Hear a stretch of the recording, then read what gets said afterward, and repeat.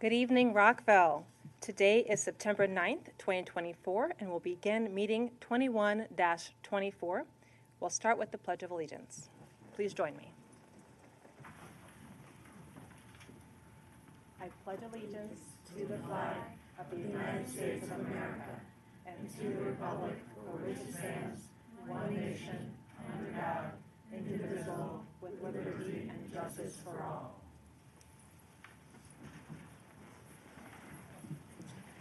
Madam Clerk, we'll now move to agenda review. Do we have any changes? Madam Mayor and council members, there are no changes to the agenda, and we are good for this evening. Thank you. Welcome to our city manager. We'll hear your report. Mayor Ashton, members of City Council, ladies and gentlemen, good evening. It's been a while since we've been here, so I do have 4 items to share with you, and they're all really good news. As you know, we continue to make improvements to city facilities all across the city, really in order to make them more accessible. That's really important to this council and to our community. And I'm pleased to tell you over the past couple of months, we provided more accessible parking spaces at Dogwood Park. We replaced an elevator that really needed it at Promenade Park. And we also did a complete playground replacement at Rockcrest Park. Again, making all these facilities more accessible to every resident of the city of Rockville. I'm also pleased to tell you that the city received the Silver Drop Award from the American Water Works Association for outstanding efforts toward optimizing our overall plant performance. This may seem a bit of a yawn, but if you think about it, it's really important for us when we pull water off the Potomac and we treat it and we provide it to our residents that we're doing it in a very efficient way so we're not wasting water, and that's what that award is all about. So congratulations to our folks down at the water treatment plant for that really nice award. I'm also pleased to tell you that we received a $181,000 grant. The grants keep rolling in from the Chesapeake Bay Trust to plant a number of trees at Redgate Park. The planting will happen this spring. It's not 100 trees, not 200 trees, it's 954 trees. It's a lot of trees. We're excited to get those in the ground this spring. Lastly, and this is super exciting, we received the Government Finance Officers Association Budget Presentation Award, ready for the 34th year in a row. That's a really big deal, but, and this is unique, and remember I've worked in a number of different cities, we also received special recognition in 3 categories, and that's budget process, capital program, and financial policy. So this commission and community should be very proud of that. I usually don't do this, but I want to read a couple of the comments we received from outside budget reviewers of our budget. They said, quote, "The city appears to be positively positioned to move the community forward. The city's fiscal future looks bright, and the performance management system is exemplary and meets all appropriate standards for productivity and management." So congratulations again to this council, especially to our budget and finance team and to the whole community, because this is really noteworthy and it really shows that compared to our peer cities, we're doing a particularly nice job. That is all I have to report, Mayor. Thank you. Congratulations. Thank you. Thank you for doing that on behalf of our city. I also just want to thank your communications and outreach team, PIO, for upgrading the chambers that we're in. So I really appreciate that. I know the whole council has been excited about this. I just wanted to mention some quick events that are coming up. So September 11th is going to be our remembrance ceremony at 9 a.m. at Courthouse Square Park. September 17th at 9 a.m. The chamber is hosting the State of the City. And on September 28th, and there are a couple events with the F. Scott Fitzgerald Literary Festival. There is Rocktoberfest, as well as a Narcan training in the morning at the police department at 9 a.m. for Rockville Goes Purple. And some of us have purple on today. I just want to thank our staff for all the work on that. Colleagues, any questions or comments? Dr. Miles. Thank you, Madam Mayor. Leave it to the person who showed up late to speak, so I'll keep it brief. On a bit of a down note, a couple passings of note. I'm really into music, so we lost Sergio Mendes recently. He said complications of long COVID, but I don't know. It's a guy that really meant a lot to me. Big-time Brazilian artist. Often came down to the Strathmore to perform. I saw him a couple years ago. And then on the way here, I learned about James Earl Jones passing. So just want to let folks know, and everybody else who's passed, hearts, minds, and everything with those who've lost. That's all, Madam Mayor. Thank you very much. Any other comments or questions? Councilmember Valeri. I have a very quick comment, and that is the Rockville PD had a terrific open house this past weekend. And as part of it, the Community Policing Advisory Board had a table. And something that I want to put a plug in for both the Community Policing Advisory Board and frankly for all of our boards and commissions is to really encourage folks to apply and spend some time volunteering. Before I got elected, I was on 2 different commissions and a committee, and it's really worthwhile. So I figured I'd put a plug in because they're a great group of folks and they need some more folks to join them. Lots of good things happening, and now we'll move to proclamations and recognitions. We're going to be slightly abbreviated reading just a shorter proclamation today. So we have a couple to get through. Please bear with us, and thank you to those who are coming to accept.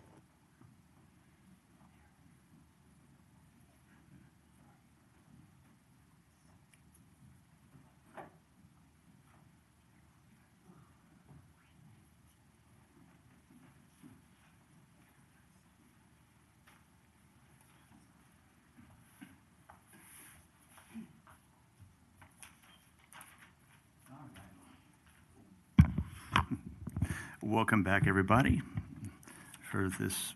It's from this long, but not long enough summer break. So I have the pleasure of introducing the proclamation for Disability Rights of Voting Rights Week, September 9th through the 13th. So Disability Voting Rights Week is a nonpartisan movement hosted by the American Association of People with Disabilities. DVRW is about advocacy, celebrating community, and building power. The disability community makes up an important voting bloc. Disabled voters are a part of every community, yet systematic barriers prevent many people with disabilities from accessing their right to vote.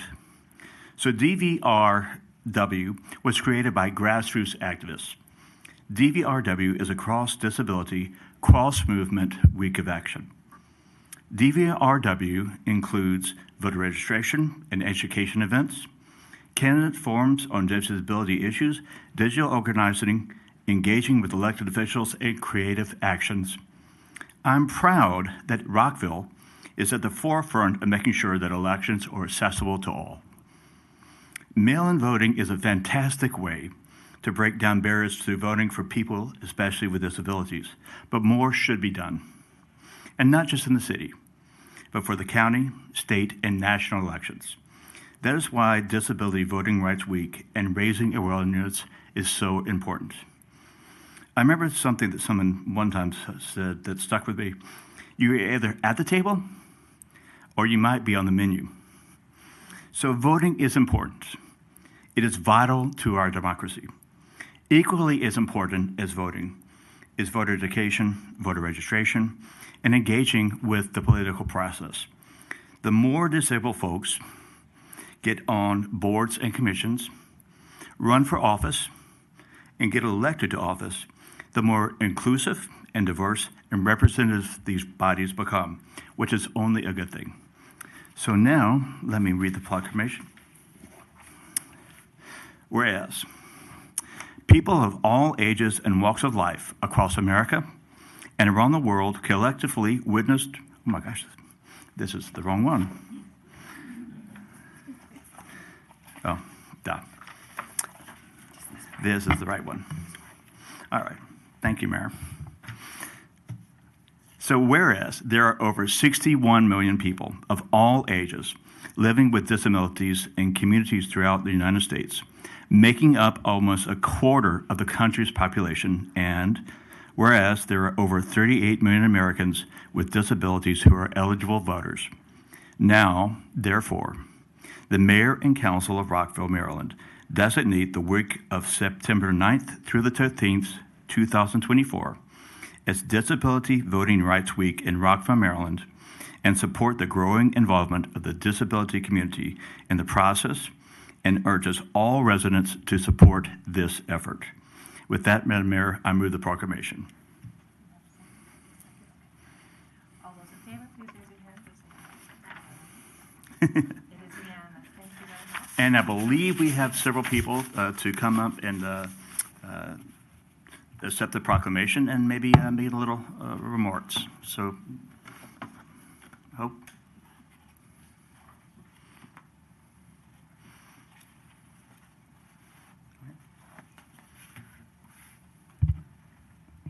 I would like to say thank you for being here, and thank you,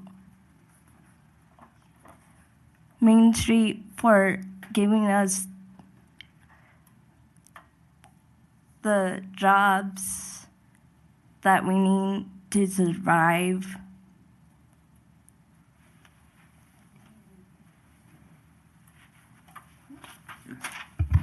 We have one coming. There's a mic coming right there.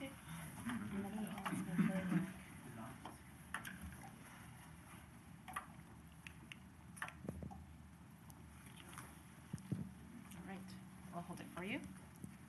Oh, there we go. Thank you so much, everybody, for being here today.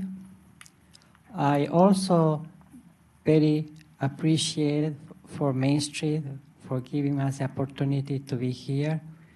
I'm also very appreciate for Main Street for allowing me and Faith to work at the front desk. And what a wonderful organization is to be part of.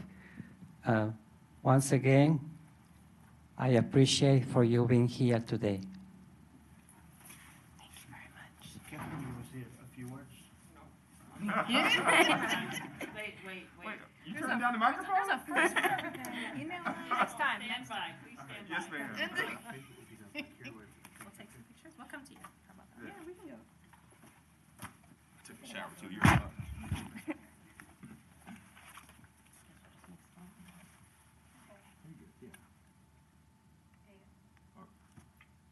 The camera's that way.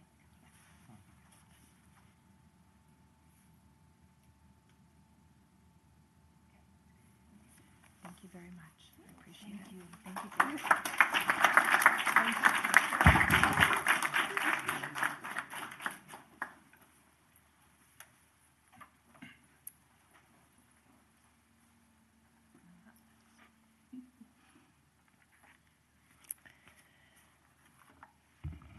We have a little bit more of a somber proclamation, and this one is in honor of September 11th, 2001. I think many of us remember where we were that day, how we felt that day, and how it changed our country and the world, actually. And it's so important that we continue to remember and to honor those who passed, and not to repeat the past in that way again. The city of Rockville will be having an event, as I mentioned, on September 11th in Courthouse Square Park. We invite all of you to join us. Whereas people of all ages and walks of life across America around the world collectively witnessed an event of immense tragedy on September 11th, 2001. And the events of that day instantly transformed nearly everyone's lives, some through personal loss and grief, and many others through an unfamiliar sense of individual and national vulnerability. Whereas an unprecedented historic bonding of Americans arose from the collective shock, unifying our country in an outpouring of national spirit, pride, selflessness, generosity, courage, and service.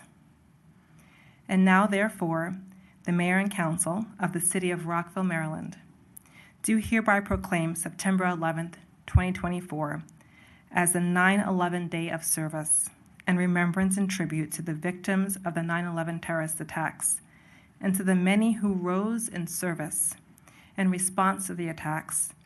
We urge the entire Rockville community to observe September 11th, 2024, as a voluntary day of service and remembrance. Dr. Miles? Thank you, Madam Mayor. I move the proclamation. Thank you. Do we have a second? Thank you. It's been moved and seconded. Dr. Miles and Councilmember Fulton. All those in favor, please raise your hand and say aye. Ms. Abel? All right, thank you.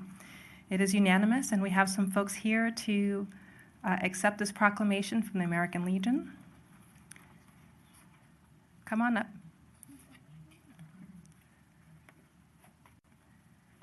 Do you want to say a few words?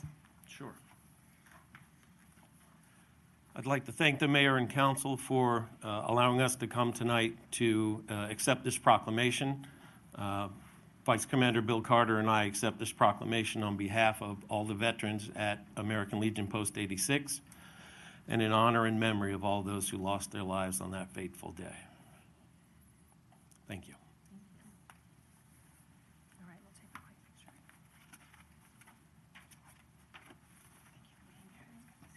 Thank you.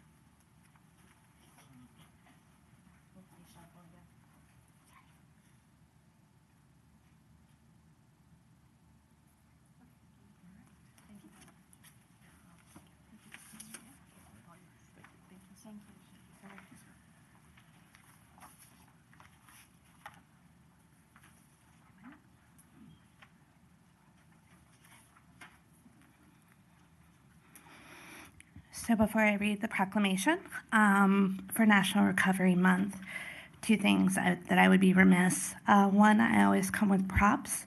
This is my Narcan kit. I carry it with me everywhere, and nobody has any excuse to not do the same.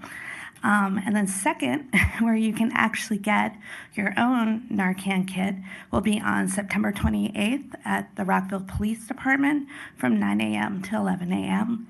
And I really strongly encourage everybody to do it. It's very simple, and just like CPR, you could save a life.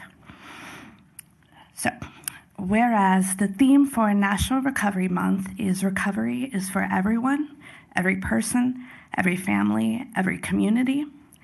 And whereas recovery from substance misuse and mental health disorders, including jointly occurring disorders, is an essential part of supporting good health and overall wellness, and prevention of substance misuse and mental health disorders works.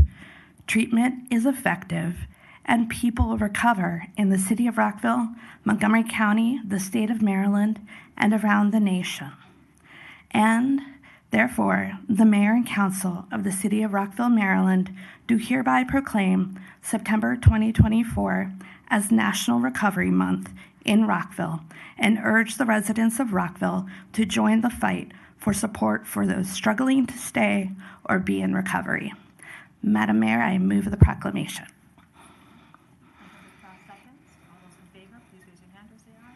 Aye. And I don't think I see someone from Tree of Hope Association. They're a great nonprofit in the city of Rockville, helping the recovery community. So, thank you.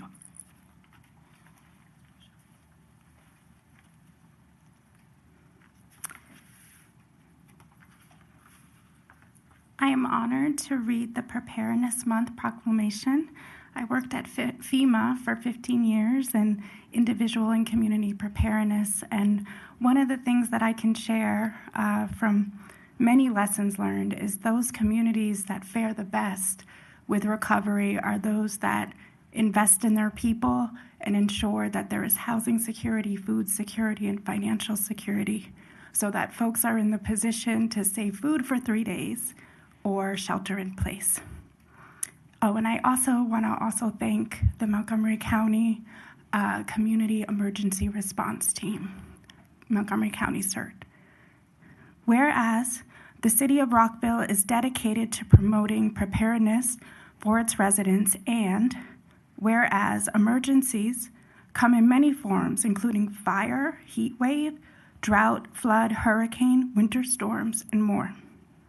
Whereas each September, National Preparedness Month is observed nationwide and in Rockville to raise awareness of the importance of preparedness and encourage all individuals, families, businesses, and communities to take action to be prepared for emergencies. And the 2024 theme is disability, inclusion, and accessibility. And whereas the city of Rockville is committed to safeguarding the well-being of its residents, businesses, and visitors, and aims to enhance the overall resilience and readiness of the community by encouraging everyone to participate in the preparedness activities throughout the month and all year long. Now, therefore, the Mayor and Council of the City of Rockville, Maryland, do hereby proclaim September 2024 as National Preparedness Month and urge the Rockville community to prepare for emergencies and spread the word regarding the importance of everyone having a plan. I move the proclamation. Councilmember Redcraft, second. Thank you, Councilmember Shaw. All those in favor, please raise your hand and say aye. Aye. It's unanimous. Thank you. And I think Dr. Landau's going to accept them.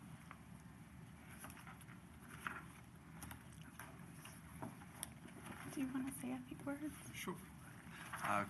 Thank you for that, and a lot has been said of with your experience and with FEMA, but the core parts of being prepared is staying informed, and our disasters of our grandparents are not the disasters of our present with climate change, and we're seeing high intensity rainstorms and other things that we haven't seen as these change. So with that, staying informed about those hazards, making a plan, making a kit, it was said, and getting involved. And that's with volunteer activities, whether that be with the Montgomery County CERT, our Red Cross, our volunteer fire system.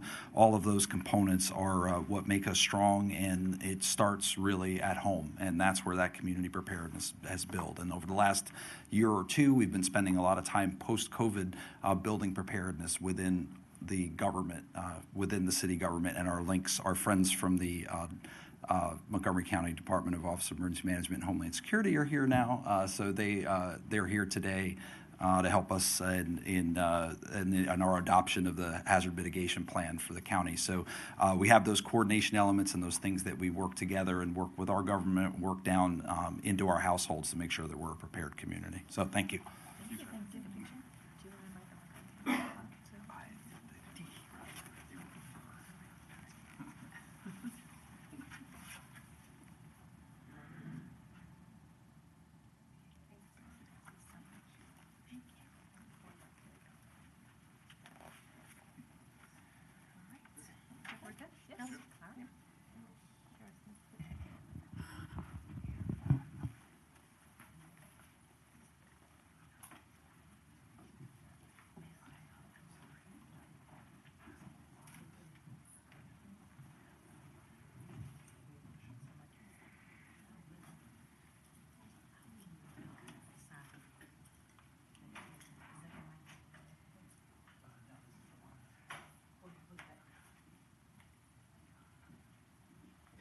There's one other recognition. I wanted to acknowledge the Rockville Bubble Tea Festival, September 21st, and we may hear more about that during community forum.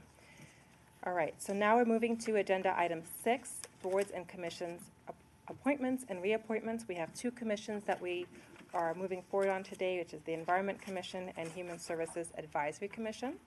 I will, if anyone has a motion to move forward with Bijal Patel. Do you want to do it as a liaison?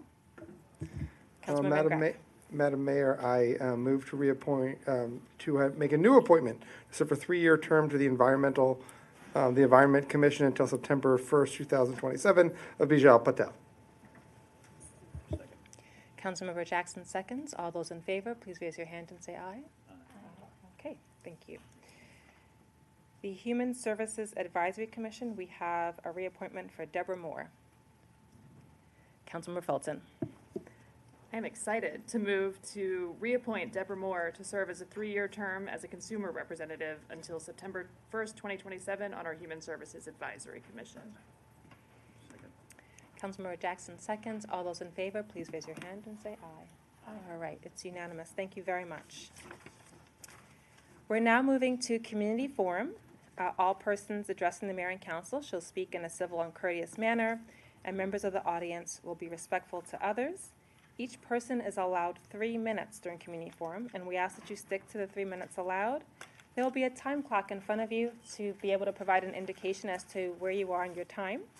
Please state your name and whether you're from the city of Rockville. Thank you very much.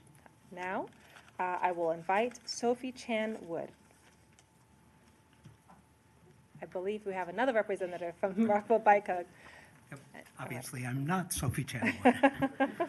Hi, my name is Steve Andruski. I'm resident of the city of Rockville and also president of the board of the Rockville Bike Hub, a nonprofit, or we like to say social profit, community bike shop. I also have Connie Burtka here to support me morally. Some of you know us from the Terrific Kids program that the city has been running for numerous years and we've been supporting. And in fact, that is the first thing that the Rockville Bike Hub took on when we got incorporated in late 2014. But that's not the only thing that we do. But we are very proud to support the Terrific Kids program. We've given away over 400 bikes over the past 10 years, and that remains our largest program. We also provide helmets, bells, and safety information to participants. But as I indicated, that's not the only social outreach activity that we do. Since 2015, we have been providing mechanical support for a charity ride called Tour to Cookie that benefits the Treehouse of Montgomery County, a great charity that works with kids coming out of who need support for abuse and neglect. We also provide bikes to community organizations working with refugee families and homeless people. Recently we've given bikes to families, Afghan refugee families and Ukrainian refugee families. Also during the pandemic, Montgomery County started a bike match program similar to one in DC, and we've continued to support that program, giving them bikes. And in addition, Montgomery County has donated lights to us, so we're able to make sure that the bikes that we give away to those organizations are safe to use for people, especially homeless people that are trying to get to work or get back on their feet. They're able to ride at any time of the year or of the day. Bikes come from a number of different sources. Individual donations are a big part of it, but we also get bike donations from the Trek store here in Rockville and from a donation event that's actually coming up in October that we run with the Montgomery County DOT that brings in hundreds of bikes that we share with the Bikes for the World. Our current space at 10 North Washington Street gives us space to help with our other part of our mission, which is to provide help for people to learn how to maintain their bikes and do simple repairs.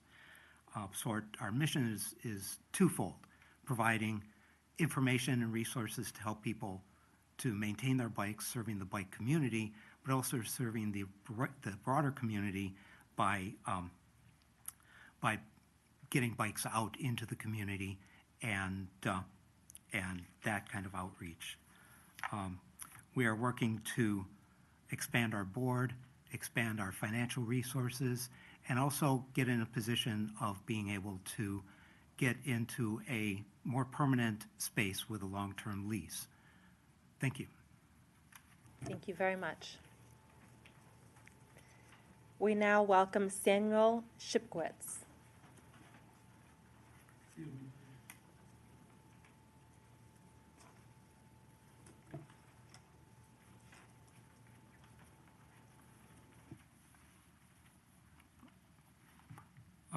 Please bear with me an extra minute. Thank you.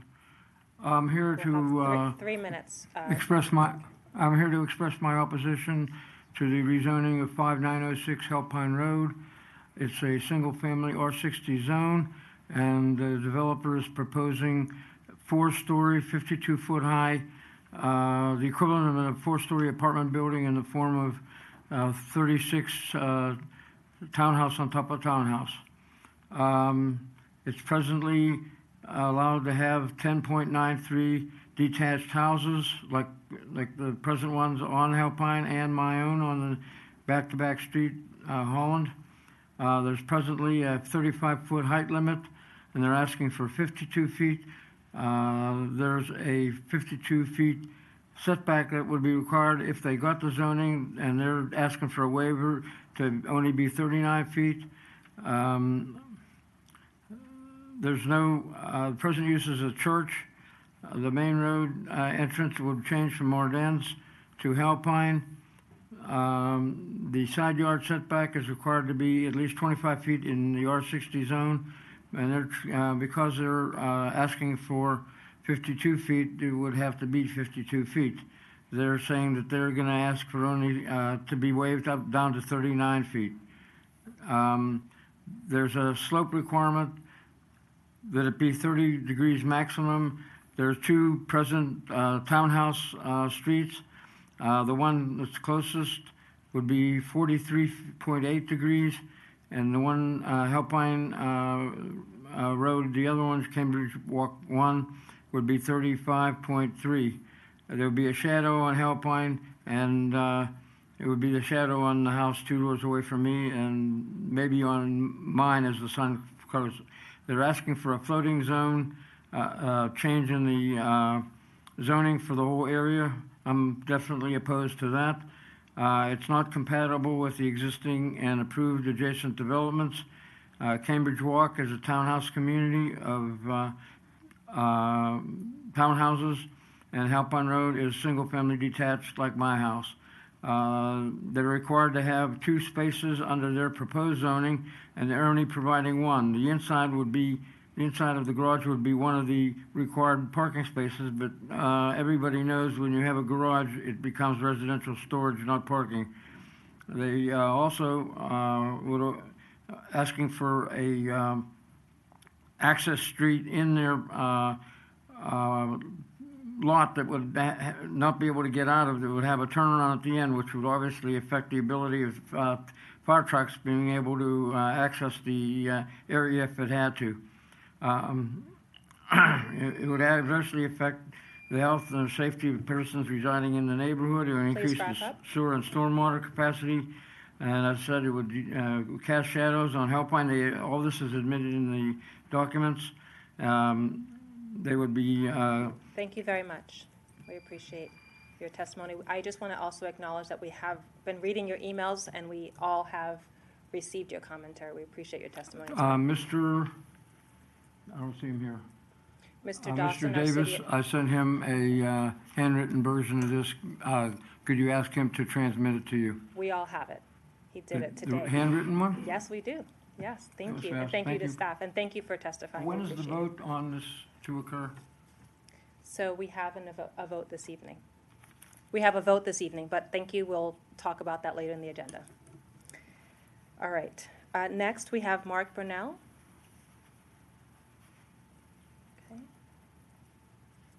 Okay. David B.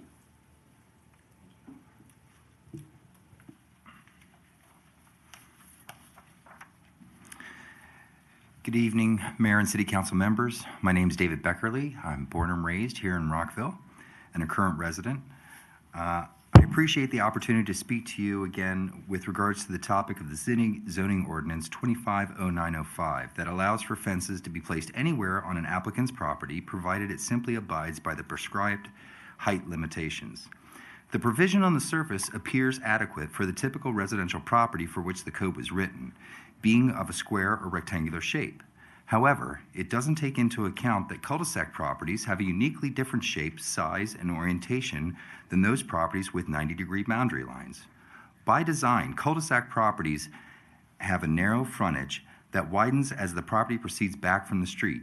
And because of their unique shape, approximately half of the cul-de-sac properties in Rockville have a shared lot line that actually crosses in front a portion of their house, due to the boundary narrowing as it proceeds to the street. The concern for Rockville residents arises when a neighbor that shares a boundary line with a cul-de-sac property decides to install a boundary fence along the front yard of the cul-de-sac property. Since half of the cul-de-sac properties in Rockville have a shared lot line that extends into the area in front of their house, this results in a portion of the neighbor's boundary fence that would block the view of the cul-de-sac property's house from the street, which lessens the curb appeal of the property and lowers the property value. It just doesn't seem right that the city would sanction such an act knowing that it would negatively impact the neighbor's property value and heightens the risk for pedestrians on the sidewalks due to the inability for children to be seen by vehicles with enough time to react. Since last month's council meeting, I've had the opportunity to meet with cul-de-sac property owners in Horizon Hill neighborhood that have a shared boundary line extending in front of their house. Currently, 25 of the 50 properties I've identified have been contacted, and all are in support of the text amendment to protect the rights of cul-de-sac homeowners with regard to boundary fence placement. So I'm here today to seek your support of a text amendment application that I will be submitting for all the cul-de-sac owners. The first is to simply add the classification of cul-de-sac property to the ordinance's words and terms defined section.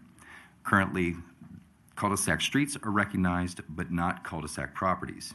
The second is to amend Section 9's subsection regarding fences in residential zones to add sub-item D, which reads, on properties that share boundary line with cul-de-sac lot, no fence can be erected in an area that would extend in front of the adjacent property's house, defined as the area in the front yard from the sides walls of the principal building down to the street. Your residents' safety and financial security remain vulnerable until this oversight is addressed. Additionally, it's in the interest of city officials to promote harmonious living atmosphere among its residents and should jump at this opportunity to thwart any potential disagreements between neighbors by adding this clarifying language to the zoning ordinance. Thank you. Thank you. Welcome, Henlo Quigley.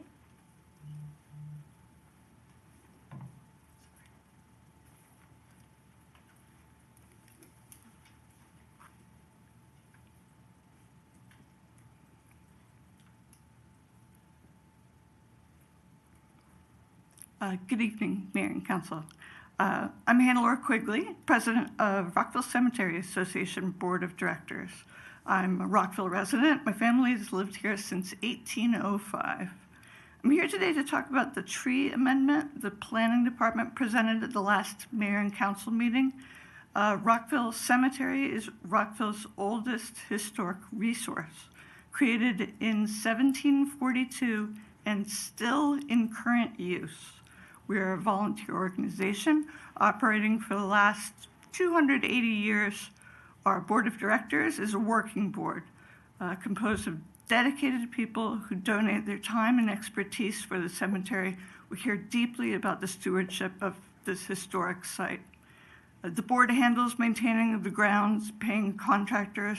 We bury everybody, all faiths and nationalities, from mayors and city council members, city clerks, lawyers, people you've seen on street signs.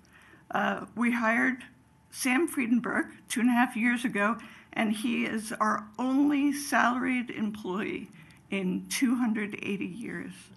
You have to think 280 years ahead when caring for a historic working site. Park management is a big part of what we do at Rockville Cemetery because we want to keep the cemetery's historic aesthetic and keep it open and functional to the public as not only a place where the community can bury their loved ones and visit their ancestors, but also used as outdoor recreational space, like for jogging or walking your dog.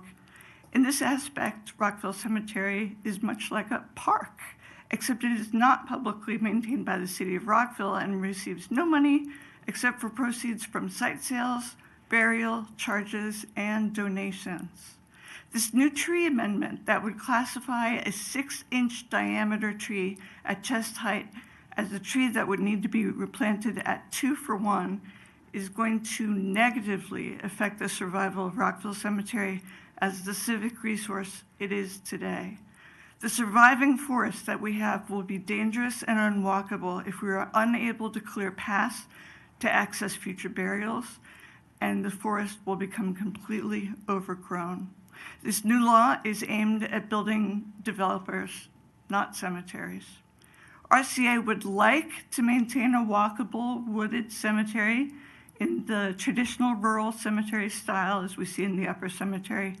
Currently, the planning department has told us that there's already been an exception made for residential properties. We ask that the same consideration be made for cemeteries and for the record to remain open so we can submit a written testimony. Thank you so much. Thank you very much. Welcome, Will Pazzi. followed by Sam Friedenberg.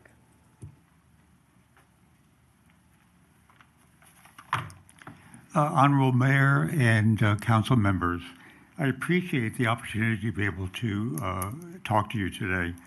I'm actually speaking here on behalf of Hannah-Laura Quigley in suggesting that an exemption be awarded or granted for cemeteries. My background is that I'm an ecologist. I basically have worked in woodland areas.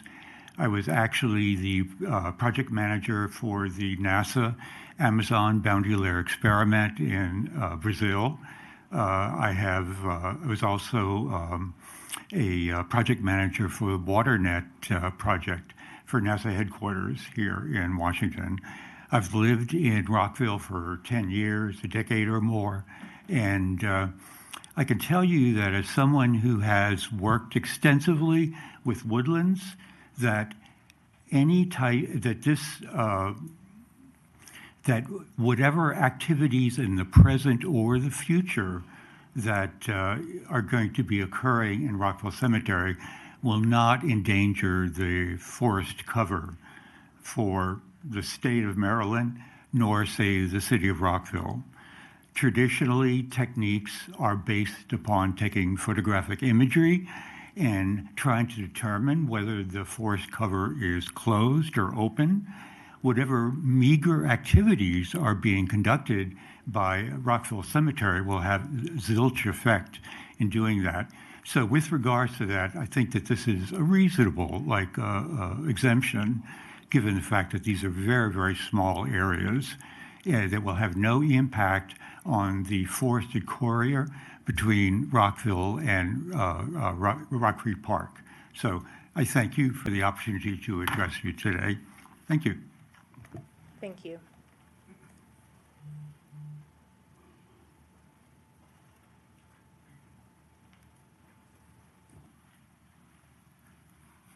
Honorable Mayor and council members, my name is Sam Friedenberg. I'm the Community Director for Rockville Cemetery. And I'm also adding on to the remarks of our last two speakers, Will and Hannah-Laura. The one thing that strikes one entering Section 1 of the cemetery is the incredible inclusivity and diversity of those for whom Rockville Cemetery is a final resting place. There may be no other place in the city where one can see that diversity more clearly. A multitude of languages, countries of origins, languages, Spanish, Farsi, Russian, French, Chinese, Japanese, Korean, Arabic, Hebrew, these are all on the stones as you walk through the cemetery. And people from every continent in the world. In a short period of time, we see the burial of a physician's assistant who was born in Sri Lanka, the child of a family of the Baha'i faith. Next Wednesday, a doctor and his wife who originated from Indonesia. And this past August 3rd, a Vietnam veteran, one of more than 400 buried and honored every year on Memorial Day in Rockville Cemetery, born and raised in Rockville, and he lived in the first electrified house on Baltimore Road. We promise these and all families from 1742 until today that Rockville Cemetery will be here in perpetuity. I can't imagine a Rockville without this wonderful historic resource, and I hope no one else here can either. So I urge you to act on this and not to enact an exemption for Rockville Cemetery. Thank you. Thank you very much. Welcome David Hill, followed by Kathleen Kleinman.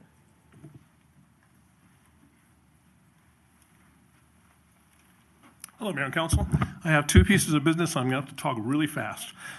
First, I'm the president of the Rockville Sister City Corporation, and the mayor mentioned that we are holding the Taiwan Bubble Tea Festival in Rockville on September 21st, and I would like to invite all of you and all of the public to come to that event. It's a Saturday. It's going to be 10 to 4. We expect a huge turnout, and we hope that someone will come represent the city and speak at the ceremony at noon, and we'll talk offline about that a little bit more.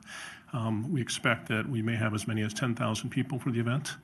We will have some dignitaries that will delight you, who will be speaking in that ceremony too, and I'm going to leave that hanging as an enticement. And we have a whole slate of performances, cultural performances on the stage in Town Center all day long, so it should be a great time. I also want to change hats and say I'm a friend of Rockville Cemetery. I've been following there for quite a long time. And I'd also like to speak to you as a long-term land use commissioner in both the city and the county. This is a state law that is pushing the FTPO to change. And the state, since Rockville is in a priority funding area, has the option of the local jurisdictions exercising its discretion towards exemptions for purposeful land uses. And I suggest to you the cemetery is one. I also served as a Roarzor commissioner back in the Naught years, which was the major rewrite to the city ordinance that may be getting replaced this fall, but is still in operation. And I think we committed an inadvertency in that process for the cemetery, and I don't have enough time to explain that further. We can work with staff about this. I would encourage you, you've heard sort of about the cemetery operation and things like that, but as a land use, cemeteries are necessary. Where do we put people when they die? It's a fundamental need of a community. And Rockville Cemetery is probably the leading cemetery in the town. And it's an ecumenical cemetery. Anyone can be buried there, and that's important. But the cemetery only uses about 40% of its space, and it needs to expand. And it's a little uncertain when that time frame happens.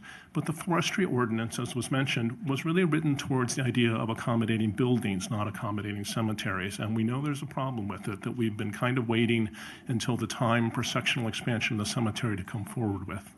The state is kind of pushing that right now because they're making the forestry requirement more strenuous.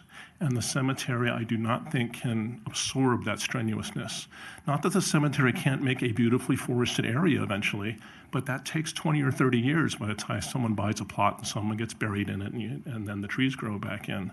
And that's the problem that the forestry ordinance does not address. And I think it's worthwhile for the city to think about addressing it, or at least in this situation, not make the hole that the cemetery has to have already deeper. And that's what the purpose of an exemption would serve. So the Cemetery Association and its friends can work with staff on doing this. They came a little bit late to the table in the process because they didn't hear about it and know about it. But we've already met with staff once, and I think we can meet further. Thank you. Thank you very much.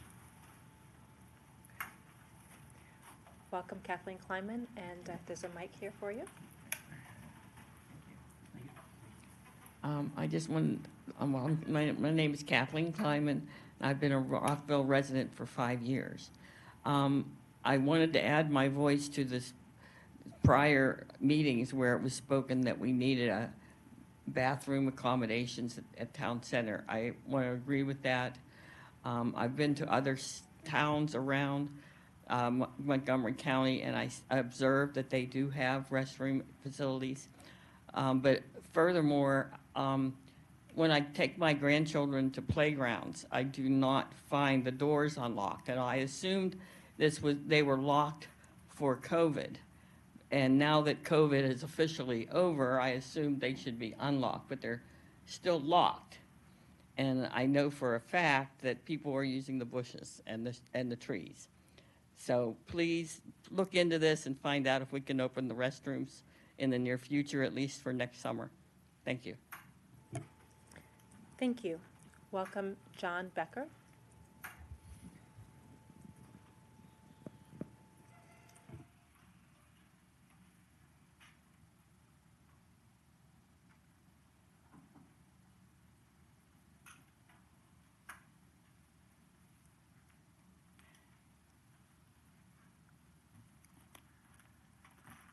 So I beg your indulgence. I am suffering from chronic vertigo, and my right eye has had a detached retina, so the hits just keep on coming. So I apologize for approaching the podium here gingerly.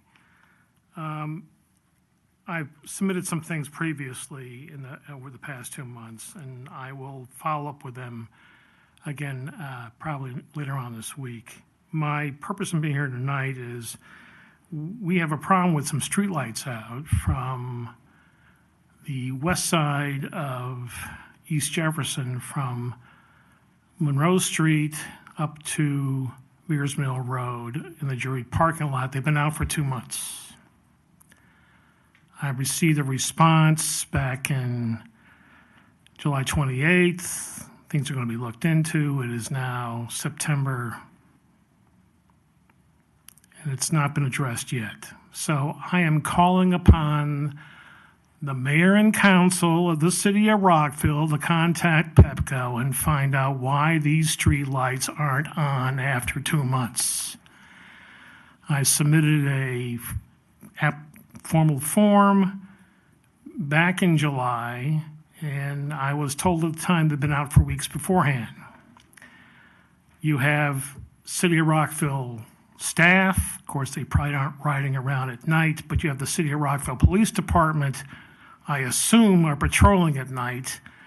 And for this to go on for 2 months, a block and a half from City Hall is kind of like, you know, what the heck's wrong here? So could somebody please, on the mayor and council, follow up with Pepco and find out what the heck is going on? Because, you know, I got a response from city staff today, and it was like a non-response response. Number 2, on the 17th, there's going to be a public hearing at Montgomery County Council regarding the noise cameras that Julie Polakovich Carr, thank God, our delegate in the state legislature, has pushed through a bill to be adopted, and I am asking that each and every one of you, either in person or virtually, will testify on that date before Montgomery County Council to ensure that we get this not only where I live on along Rockville Pike, East Jefferson and Veers Mill, but other areas of the city also.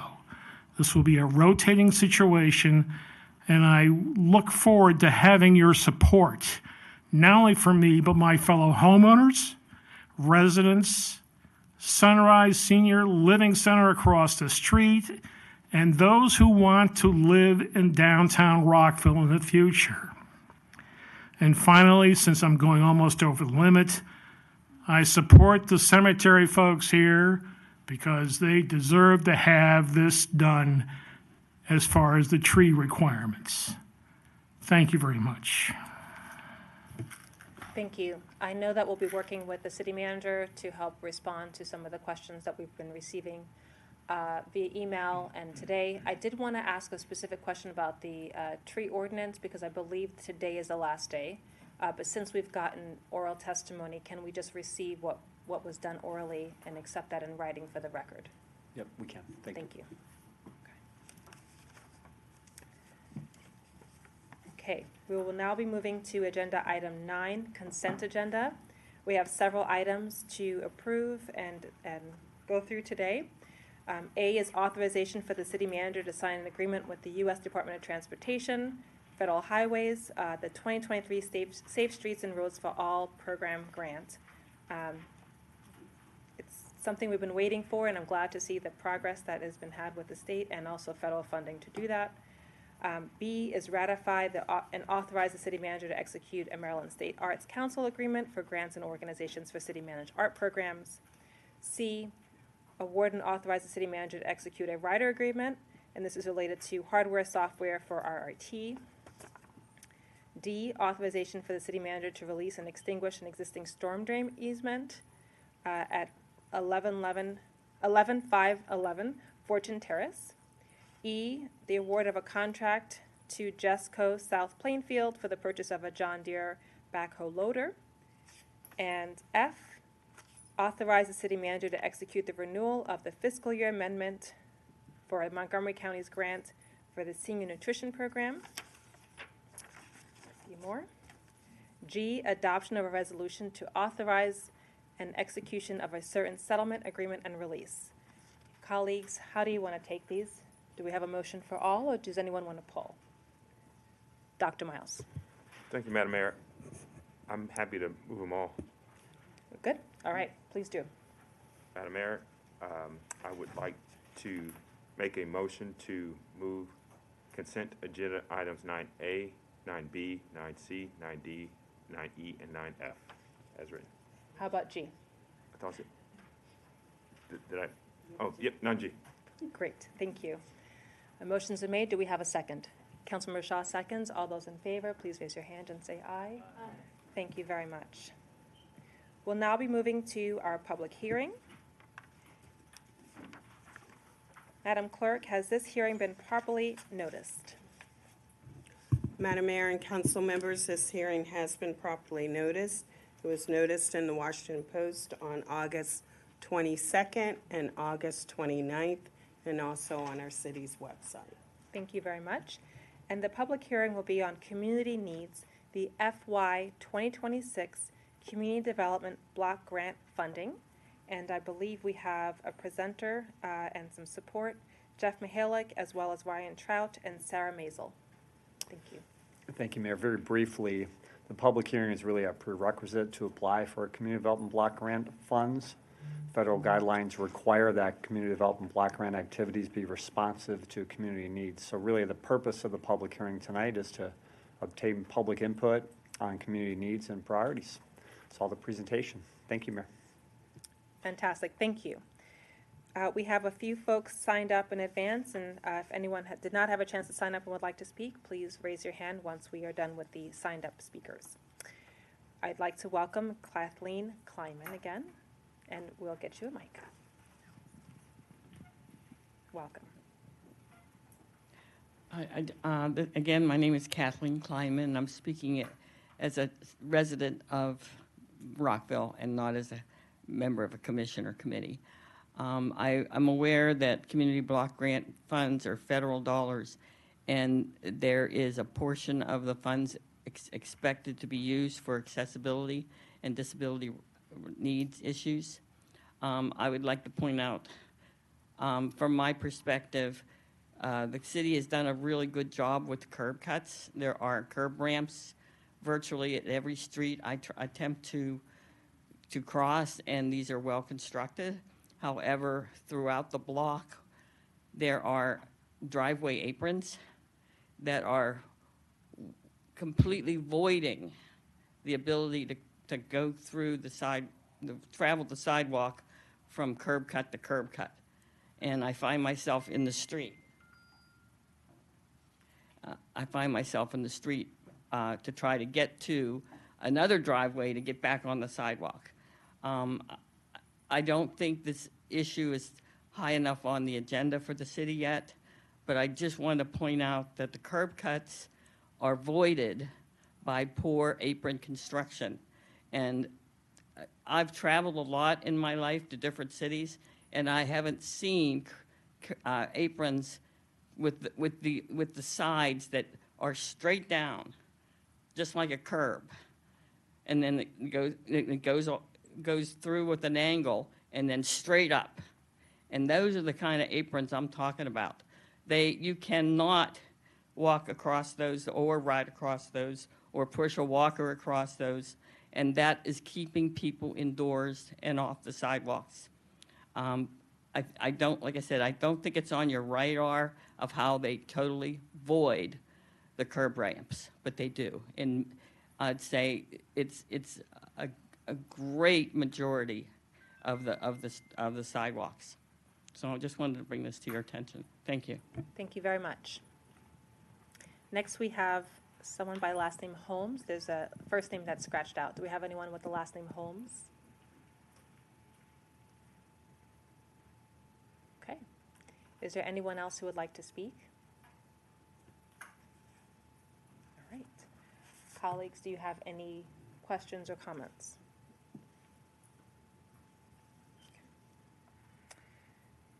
Thank you. I just, this comes back to us, we had a chance to meet with Habitat for Humanity, and there was some discussion about how to spur affordable housing.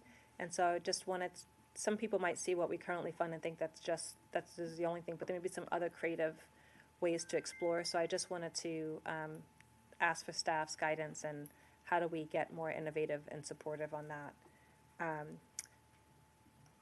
In addition, I know that you raised the idea, Mr. City Manager Jeff, about could we get CDBG money directly? So I just wanted to, it might help us to have more funds in the pot. So if those are things that we can explore, that would be greatly appreciated. And I also appreciate the comments about ADA. Okay.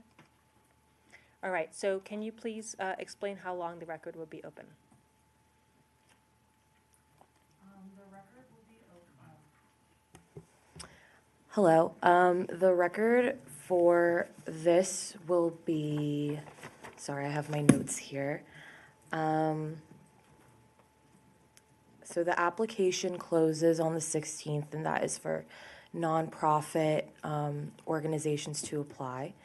As far as the record goes, it should be, oh, I'm sorry, I thought I had it up. I think it's September 23rd, is that right? Yes, that is right, yeah. Okay, perfect. So Thank if you. anyone wants to submit, if they're nonprofits interested in submitting, please do so by September 23rd. Thank you. Okay. We have several items on our introduction, discussion, and instruction and possible adoption. We'll first begin with 11A, introduction and possible adoption of an ordinance to amend Chapter 17 of the Rockville City Code entitled Procurement to revise certain provisions of Chapter 17 of the Rockville City Code and to amend procurement spending thresholds. Welcome, Jessica Lewis.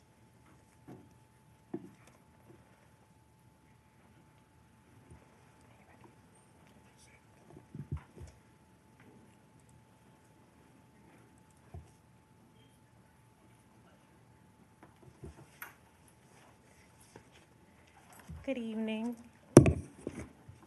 Thank you. Good evening, Madam Mayor and members of council. Tonight, I will be presenting an item that is long overdue. So I will be covering the City Code Chapter 17 Procurement Code proposed amendments. So just to start, the objective is to amend the procurement thresholds and certain provisions within Chapter 17. So over the past few years, we've received feedback from our customers within our departments who have voiced concerns with the limitations based on the current procurement thresholds and in terms of them providing and obtaining goods and services that they're authorized to buy under their delegated authority. So we've heard from them, we've heard them loud and clear, which is one of the reasons that we are before you tonight. So these changes are meant to improve efficiencies for user departments as well as procurement, which we will continue to be reviewed for any necessary improvements over coming years. We also want to make sure that we leverage our buying power for our departmental staff, adapt to market changes while maintaining competition. So changes to the market and inflation significantly impacted the operations for our city users. Departmental staff will now have more authority to purchase necessary goods and services with the threshold amendments, but will still be required to follow procurement policies and practices. So more information will be provided that in terms of how it impacts staff on a future slide. But amending the thresholds will allow for efficiencies within procurement and will give more delegated authorities to the user departments. However, procurement will still oversee and enforce the processes that come with that authority. So this will also allow procurement to focus on our higher dollar value items that come through our office. So some of the research that was conducted to support our proposed threshold amendments that we're presenting tonight is we work with the Council of Governments, and periodically they do a survey of the various procurement organizations and agencies within the area. So we use that information to see what's comparable to City of Rockville and to support our amendments before you tonight.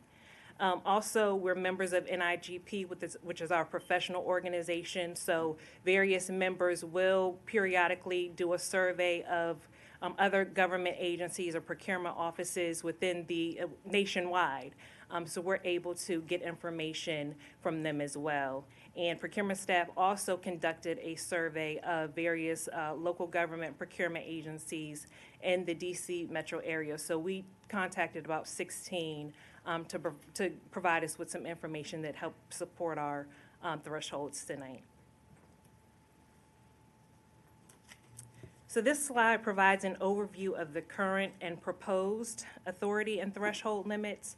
So in terms of awarding authority, the proposed city manager limit will assist with creating efficiencies by freeing up staff time and resources that would have been taken to complete a procurement process, work with the city attorney to draft a contract, and then schedule the item for consent to go through the necessary approvals to then be placed on agenda for award.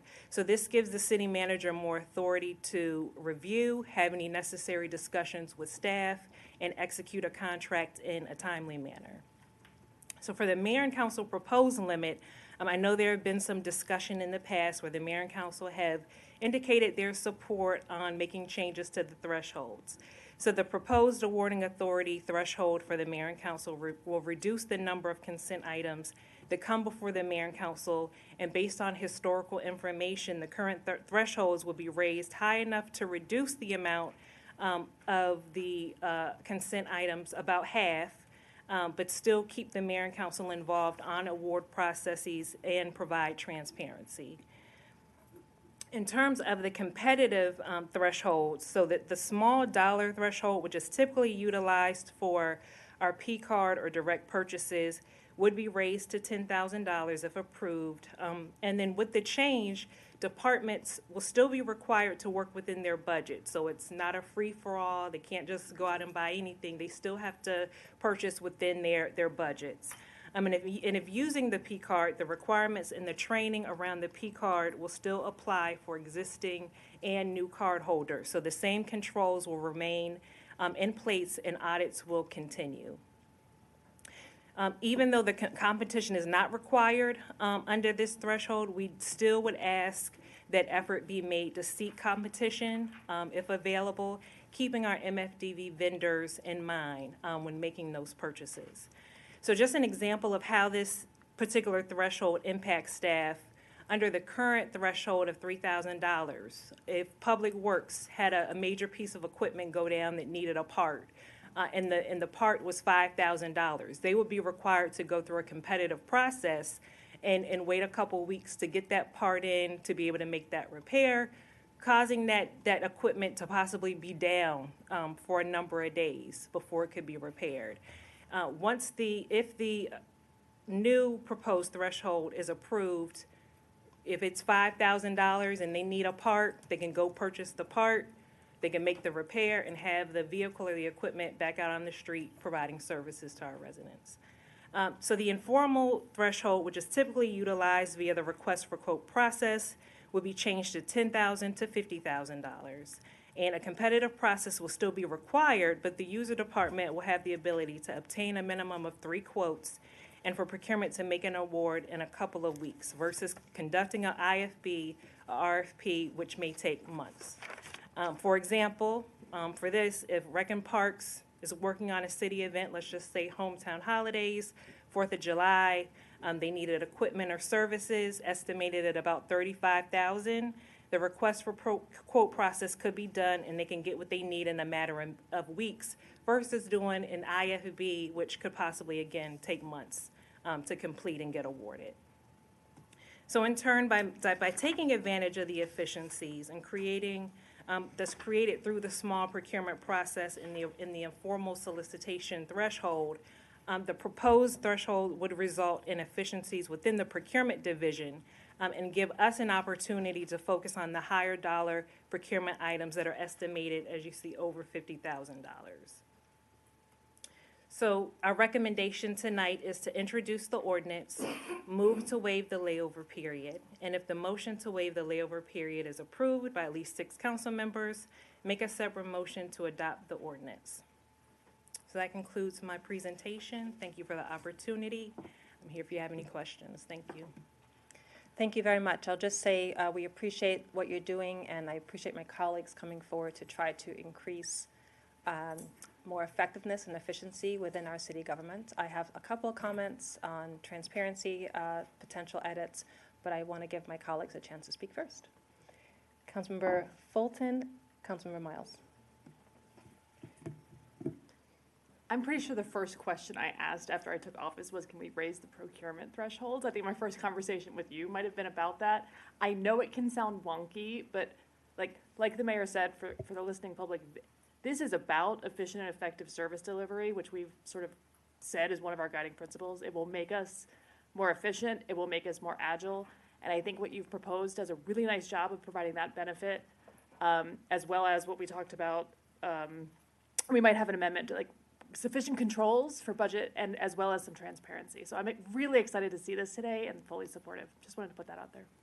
Thank you, Councilmember. Dr. Miles. Thank you, Madam Mayor. Thank you, Ms. Lewis. And I think I missed the brief that she had with you all, but I will say on its face, the numbers can be a bit eye-popping, like a near 250% increase in the threshold.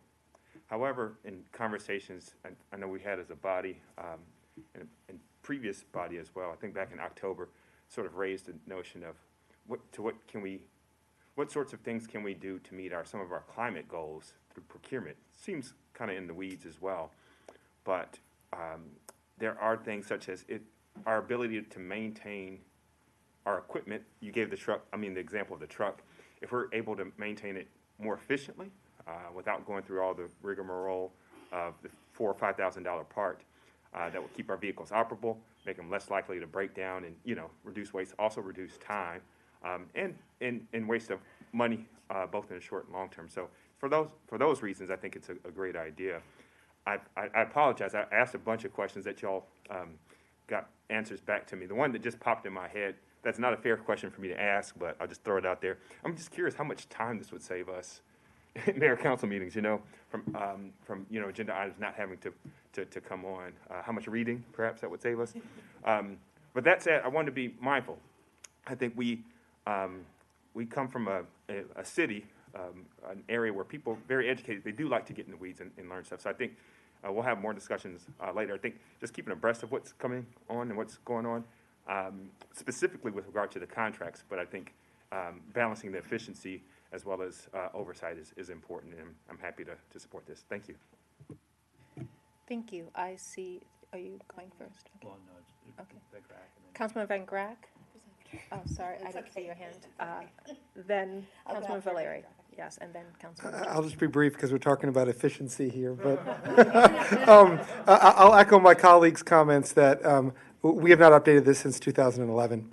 It's long overdue, both for what we need to do for efficiency for our vendors, for city staff, and mayor and council's own addressing and the time limitations. I think this is necessary. I commend the staff for the work that you did for the ordinance document that you have beginning on page 230 of the briefing book, and I think this is a one needed change. So, thank you. Councilman Valeri. I had a quick question, and I apologize in advance because I couldn't make the procurement briefing, but it's just very straightforward. The exemption, the Section 1787A12 exemption for conservation services relating to existing city-owned art. Can you explain a little bit about that particular exemption? I think most of the exemptions made sense to me. As far as like elections and so forth, but that was the one that I kind of had a little bit of a question mark on. So since the art is specialized, normally if repairs or anything needs to be done to it, you typically want to use whoever has provided the art to make those changes. So it would be difficult to conduct a competitive process for that. So it wouldn't really apply in that instance. Thank you. And just also for the listening public, there is a competition process for the artist selection. So they're at least on that side. Thank you. Councilmember Jackson. Yes, thank you, Mayor. So first of all, thank you to staff. I think this is a much needed change to our process. As Councilmember Van Grack said, It's been since 2011, and there's been a lot of changes. There's been a lot of inflation, and there's been some learnings about efficiencies. So I thank you, and I'm fully in support of changing from 100,000 to 250,000. But as somebody said, there is transparency needs, and the mayor said it. There's transparency needs, and we have a really educated community that likes to get into the weeds and does demand to know what's being done with the city funds. So my question really is about reporting. If we're going to change the threshold from 100,000 to 250,000, what kind of reporting can we do or is in the ordinance right now to require that there be a report done annually or more frequently so that people know exactly what's being done? So there is no reporting requirement in the code now for the 100 to 250,000, but the mayor and council can direct the city manager to, if you want to report on an annual basis, he can direct staff to do that. Thank you. Councilmember Jackson and I attended a briefing to be able to learn more about it, and I think we do have some specific reporting requests. We gave a heads up about this. Councilmember Jackson, do you want to continue? Well, yeah, I do want to continue, and so I would just ask my colleagues this because it was something that we discussed. Whether it's fine to give direction to the city manager about reporting, and we leave it at that, or if we want to actually put it into the ordinance to make it more of a formal process. That was really the question, so I turn to my colleagues for the answer to that one. Thank you. I'll open the floor. I just wanted to note that because we are changing the ordinance and because there will be people beyond us and beyond the city manager as we, there's just always an evolution of staff. You always want to make sure that there is some checks and balances, right, for transparency, just so that future generations know what to do and they can make amendments. But I think to put it in the protocol is a nice, via the ordinance is a nice idea. And I sent around 3 potential ones today that relate to, we're not going to get them all in the agenda book every week, but we do have a nice annual procurement report. And if we could at least allow what we would have been approved to be able to be seen in terms of the amount and the contract would help with transparency, because we want to improve effectiveness and efficiency. We want to continue to have a strong commitment to transparency. Councilmember Valeri. I want to speak in support of the proposal to codify reporting so that we know that it continues well past us. I would also, and I would be open to, any ideas from my colleagues as far as the timing on how often, or is it once annually, is it once per quarter, is it every other quarter? I defer on that. I would just want to put a pitch in for however we do the reporting. It would be nice as part of that reporting to indicate the contract awardee, if they're minority-owned, women-owned, veteran-owned, just so that we can have a good snapshot of that, not saying that we're not, following best practice and really what our city believes is a core value. But as far as transparency, I think that would be a really important part of it as well. Thank you. Any other comments? You guys support maintaining transparency, I assume. It's just a question. Councilmember Fulton. Yes, I do. I don't know how anyone would say no. But just to respond to Councilmember Blair, I do think we have an annual procurement report, and annually is the right level of reporting. So I would support the changes to have what is currently on consent agenda for the public on an annual procurement report. I'm seeing shaking heads. Okay, so 3 areas that we could do to do this, and then we would likely need as we introduce it, and with a layover period, a motion to amend the ordinance with these 3 ways. But I'll get us started at least for the discussion. So what is currently in the ordinance? There's section 17-40, contract modifications, change orders, and price adjustments. The city manager shall annually provide publicly available report relating to contract changes above 100,000. So this is just the note of 100,000 at the end of that statement. For section 1784, emergency procurements, the council shall be notified of emergency procurements exceeding 100,000 as soon as practicable. And that's just a change from 250 to 100 for accountability and transparency. And then annually in the procurement report, this is in addition to section 17-39, awarding authority, to add a subsection to read, the city manager shall annually report to council, mayor and council, regarding contracts awarded involving more than $100,000. So it'd be just letting us know about the emergency procurements, contract changes, as well as what we would have normally come to our agenda, 100K and above. It'll just be in your list, and you do have an annual report where you have a chart that we can just add those items to. Dr. Miles. I apologize, Madam Mayor. Thank you. Do we need to introduce it, or? We just wanted to make sure. Before we start going down, is everyone good with these three changes that were emailed today? I didn't know from a procedural perspective. Perfect. All right. Cool. Please feel free to introduce. I introduce the ordinance. You mind if I say? Yes. Robert Dawson's our city attorney. Please proceed. Excuse me. So Mayor, I just want to comment before the body takes this up, just to explain how section 1740 and the section regarding the emergency currently works. So the reason why staff recommended the threshold amount go from 100,000 to 250 in section 17-40 is because right now, if this goes through as currently proposed by staff, it would mean that the contracts over $250,000 that are awarded by the council, what section 1740 does is if one of those contracts are modified in a certain way, that would have to come back to mayor and council. So that's why it was raised from 100 to 250 to match. By lowering it from back to 100,000, it sort of defeats the purpose.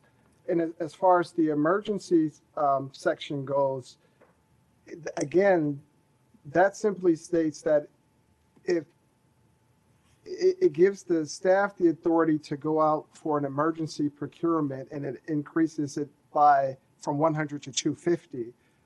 But again, if it requires you to come back to mayor and council for anything over 250. The reason why the language was given to mayor and council earlier today, where it recommended that you add to section 1739D to say that the city manager would provide to the council a report regarding any contracts between 100 and 250,000, is that will maintain that scrutiny that the mayor and council can have. And I'm sorry, I'm all over the place. I'm just not feeling well, so just please bear with me. I understand the concern is if the mayor and council raises the threshold from 100,000 to 250,000, how will the mayor and council and the public know about those contracts between 100 and 250,000? Because that's still a significant amount of resources spent by the public, spent by the city that the public and the mayor and council would like to know about. And I do think that by amending or adding a section D to section 17-39, that will provide the transparency that's needed. But I do think by changing section 1740 and also the sections regarding the emergency procurement, that will have unintended consequences. So I just wanted to keep that in mind as you consider this. Thank you. I think the intent is to still allow those upper threshold limits, but to be notified. So for emergency as soon as practicable, and for the contract modifications in the annual report. So that is the intent of our commentary, and if that could be adjusted, I think that's what we are intending to do. We want to allow the threshold change. We want the reporting to remain for the 100K and above. Councilman Van Grack. So I guess this is a question for Mr. Dawson, because I think you understand the main purpose of what we're trying to do here is transparency. We want to make sure that the public and the mayor and council has full transparency with regard to everything, every contract, $100,000 and above. And I know that the mayor and others talked about different sections, and I want to be clear from your opinion, Mr. Dawson, if that's what the mayor and council wants, to ensure full transparency for everything above $100,000, what would you recommend changing? And can you explain in more detail what a problematic consequence would be if we change 1740 and 1784 in addition to 1739? Right, so again, what 1740 states is that it has to do with contract modifications. So by raising the threshold from 100,000 to 250,000, that means that only those procurement contracts where the city is procuring goods or services for at least 250,000, those procurement contracts will go to mayor and council for approval. How 1740 works is if one of those contracts are modified, it's the mayor and council will have to modify the contract. It would make sense because it would be the mayor and council that approved the original contract. So that's why it was raised from 100,000 to 250 to stay consistent. If the mayor and council lowers the threshold in 1740 back to 100,000, in effect, what will happen is mayor and council, for all those contracts for at least 250,000, those contracts will have to come before mayor and council. But let's say there's a procurement contract for $150,000. It wouldn't have to come before mayor and council. However, if that $150,000 contract that did not come before mayor and council is modified, well, the modification would have to come before mayor and council, and it sort of defeats the purpose of efficiency.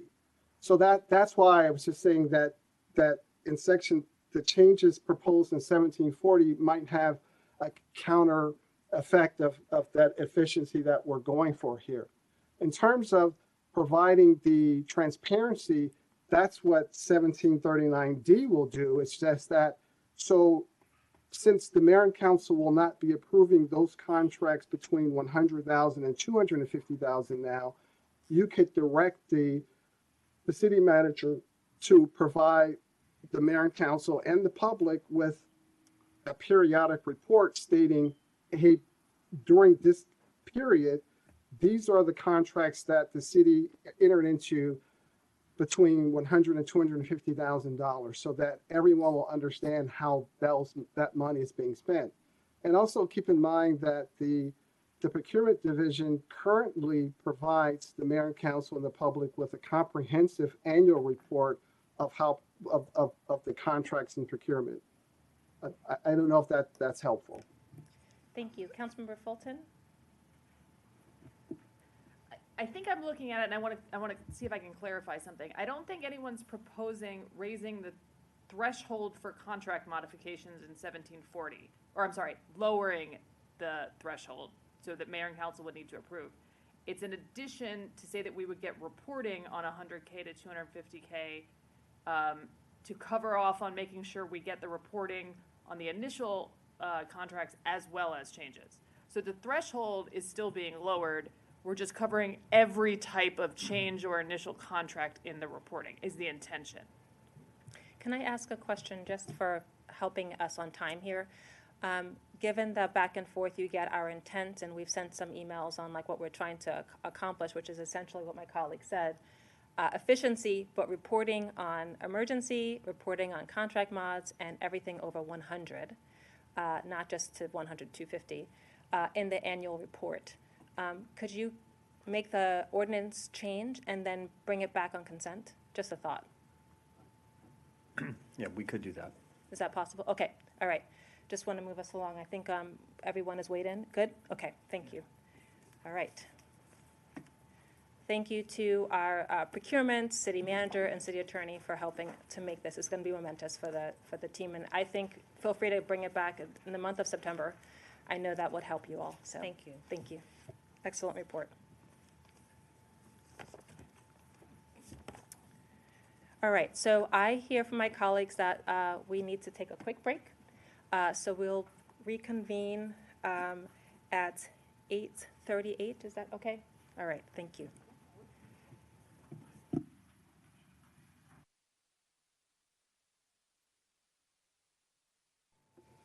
Good evening, Rockville. Today is still September 9, 2024. We're going to reconvene meeting 21-24.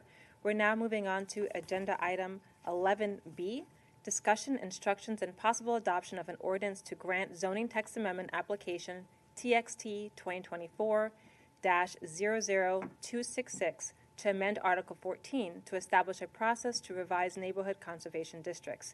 Mayor and Council of Rockville applicant. And welcome Christopher Davis and Mr. Barker. Good evening, Madam Mayor and members of the council.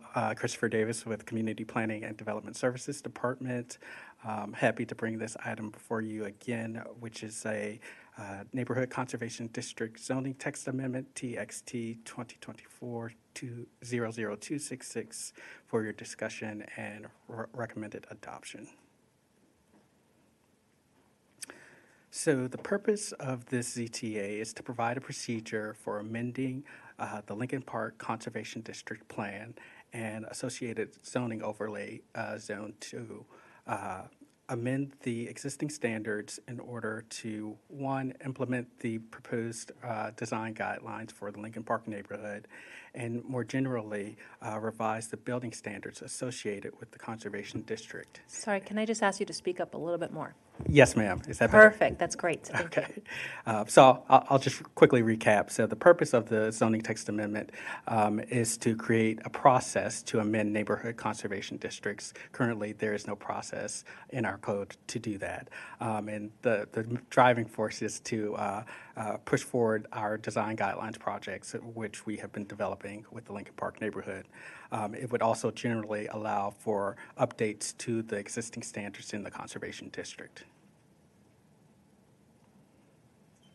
So should the mayor and council adopt this ZTA, there will be future items associated with it also at tonight's meeting, which will introduce a conservation district plan amendment, as well as look for your authorization on a zoning text amendment to revise the existing overlay zone. And again, this is all connected with application and implementation of the proposed design guidelines. So staff's recommendation for this particular zoning text amendment is that the mayor and council adopt the ordinance to amend Article 14 to establish a process to revise neighborhood conservation districts. And as outlined in your report, this would include a waiver of the layover period and then adoption of the actual ordinance. So with that concludes staff's presentation, and would be happy to answer any questions you have. Thank you very much. We appreciate the presentation, all the work you've been doing to get here. I will open the floor and see if anyone has any questions on this. Councilmember Valeri. Did we receive any community comments or feedback in regards to just this particular item? No, ma'am, we did not receive any community feedback on this item. Did we solicit for comments on this? I presume that we did. We did, and we also included it on our project website, Engage Rockville, for the design guidelines, so that folks are generally aware of both the design guidelines and this associated process. So, thank you. Thank you. And as a point of clarification, there's two items related to the similar topic. This is only for this 11B is focusing on allowing the establishment of the process to revise. It's not moving forward on design guidelines. correct. We could be known as the process amendment. The process. Yeah. Yes. Perfect. Thank you. Councilmember Jackson, did you have a comment? No. Councilmember Van Grack, do you have a comment? No, I would just go forward with introducing the ordinance to grant a zoning text amendment application, TXT 2024-00266, to amend Article 14 to establish a process to revise neighborhood conservation districts as noted in the agenda beginning on page 245. Thank you. We don't need a second, but does anyone want to waive the layover? Councilmember Shaw, and then Councilmember Valeri. I move to waive the layover period. Can you put your mic on? Thank you. I know it's a new one. I move to waive the layover period to adopt the ordinance to amend Article 14 to establish a process to revise neighborhood conservation designs. Thank you. We have a second. Councilmember Valeri, did you want to make additional comments? Okay, all right. Motion's been made. All those in favor, please raise your hand and say aye. Aye. Okay, great. It is unanimous. Next, Dr. Miles. Apologies, I need to pull my wording up. I'll defer.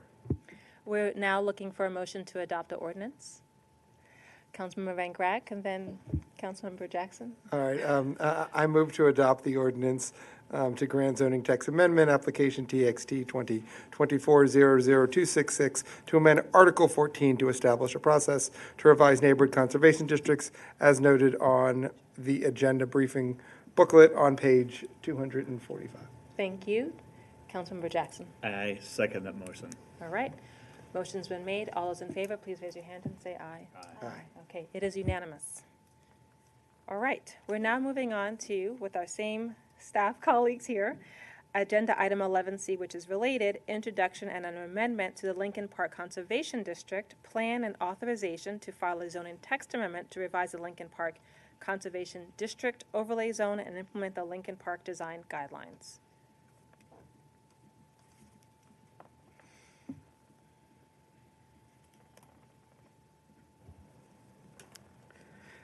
Thank you, Madam Mayor. Again, Christopher Davis with the Community Planning and Development Services Department.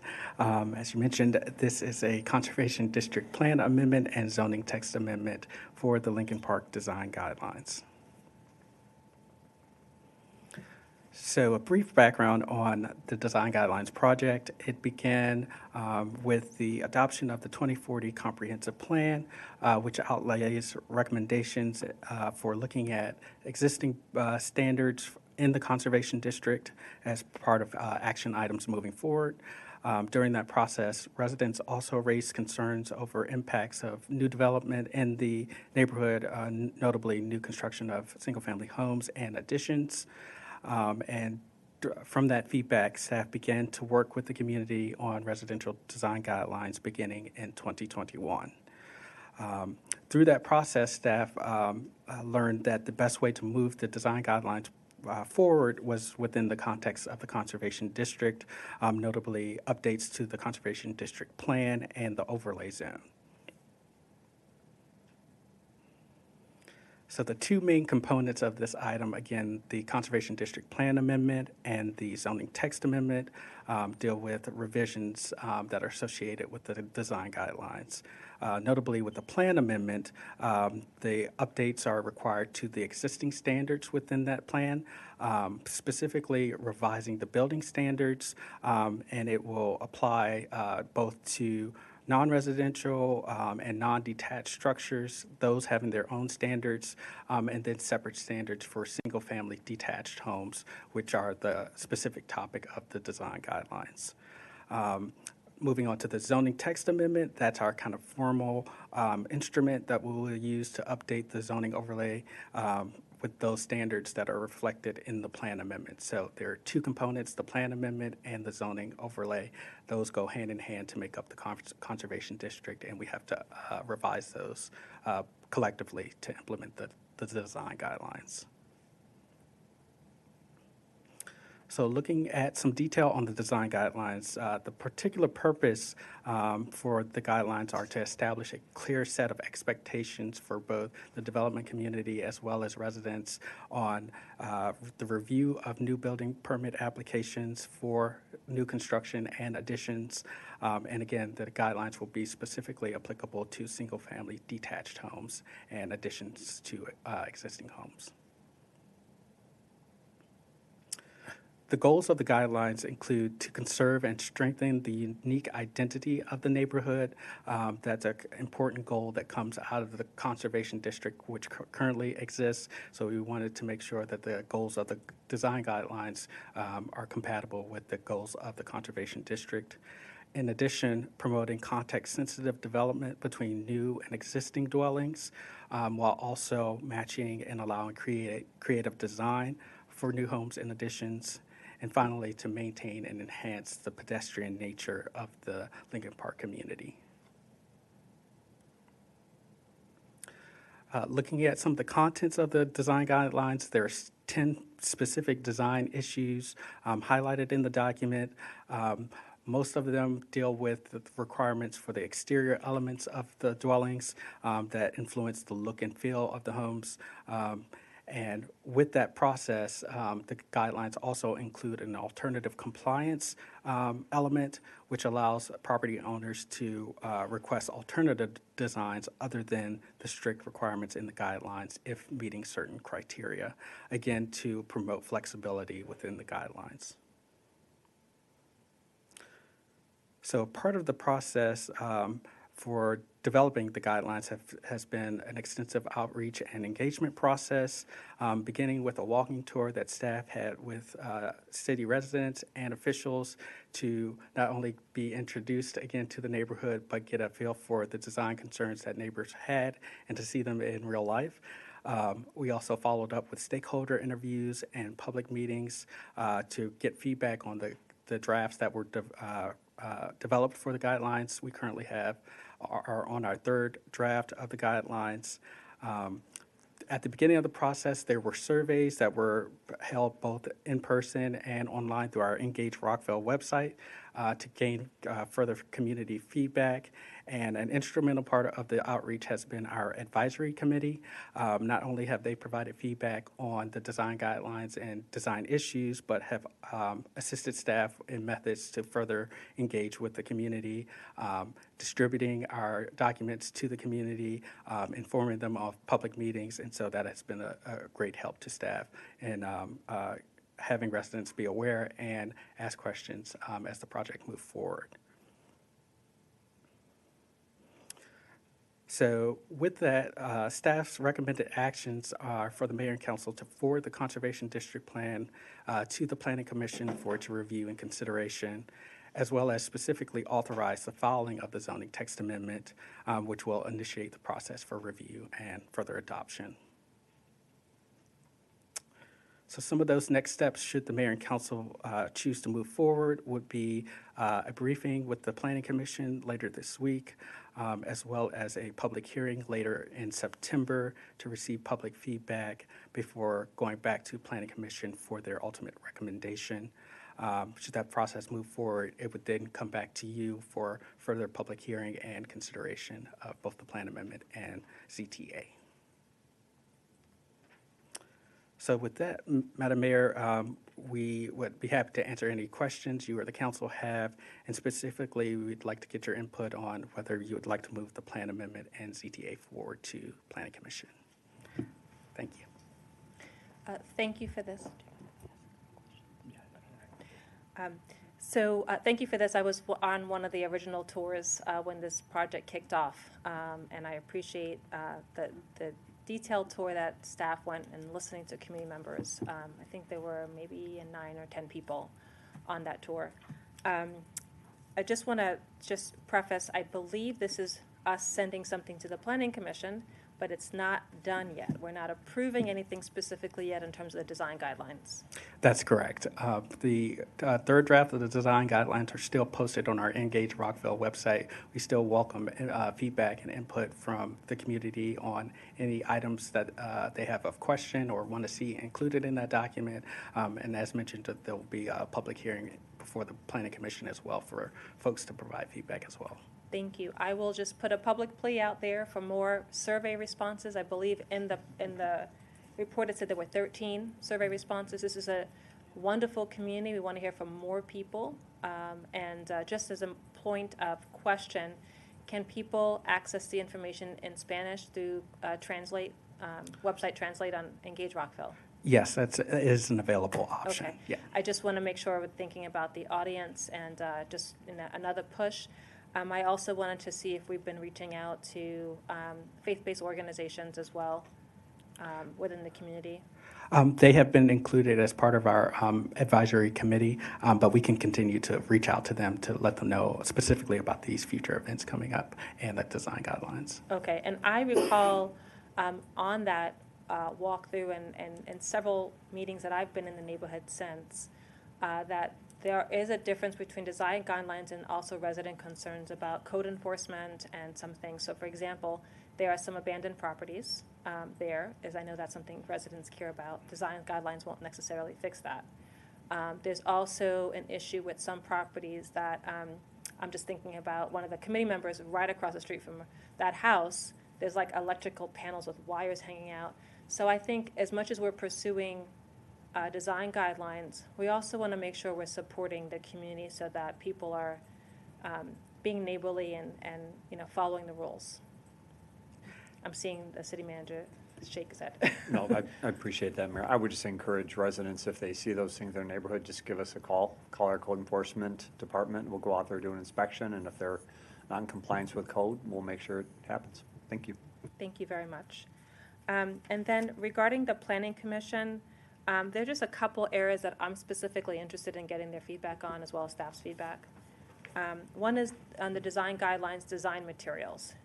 There's something in there that says that you use the same material around the entire property. Many people will put brick or some other material in the front and have a different material on the side. So that's many houses in Rockville, and I have concerns about limiting that.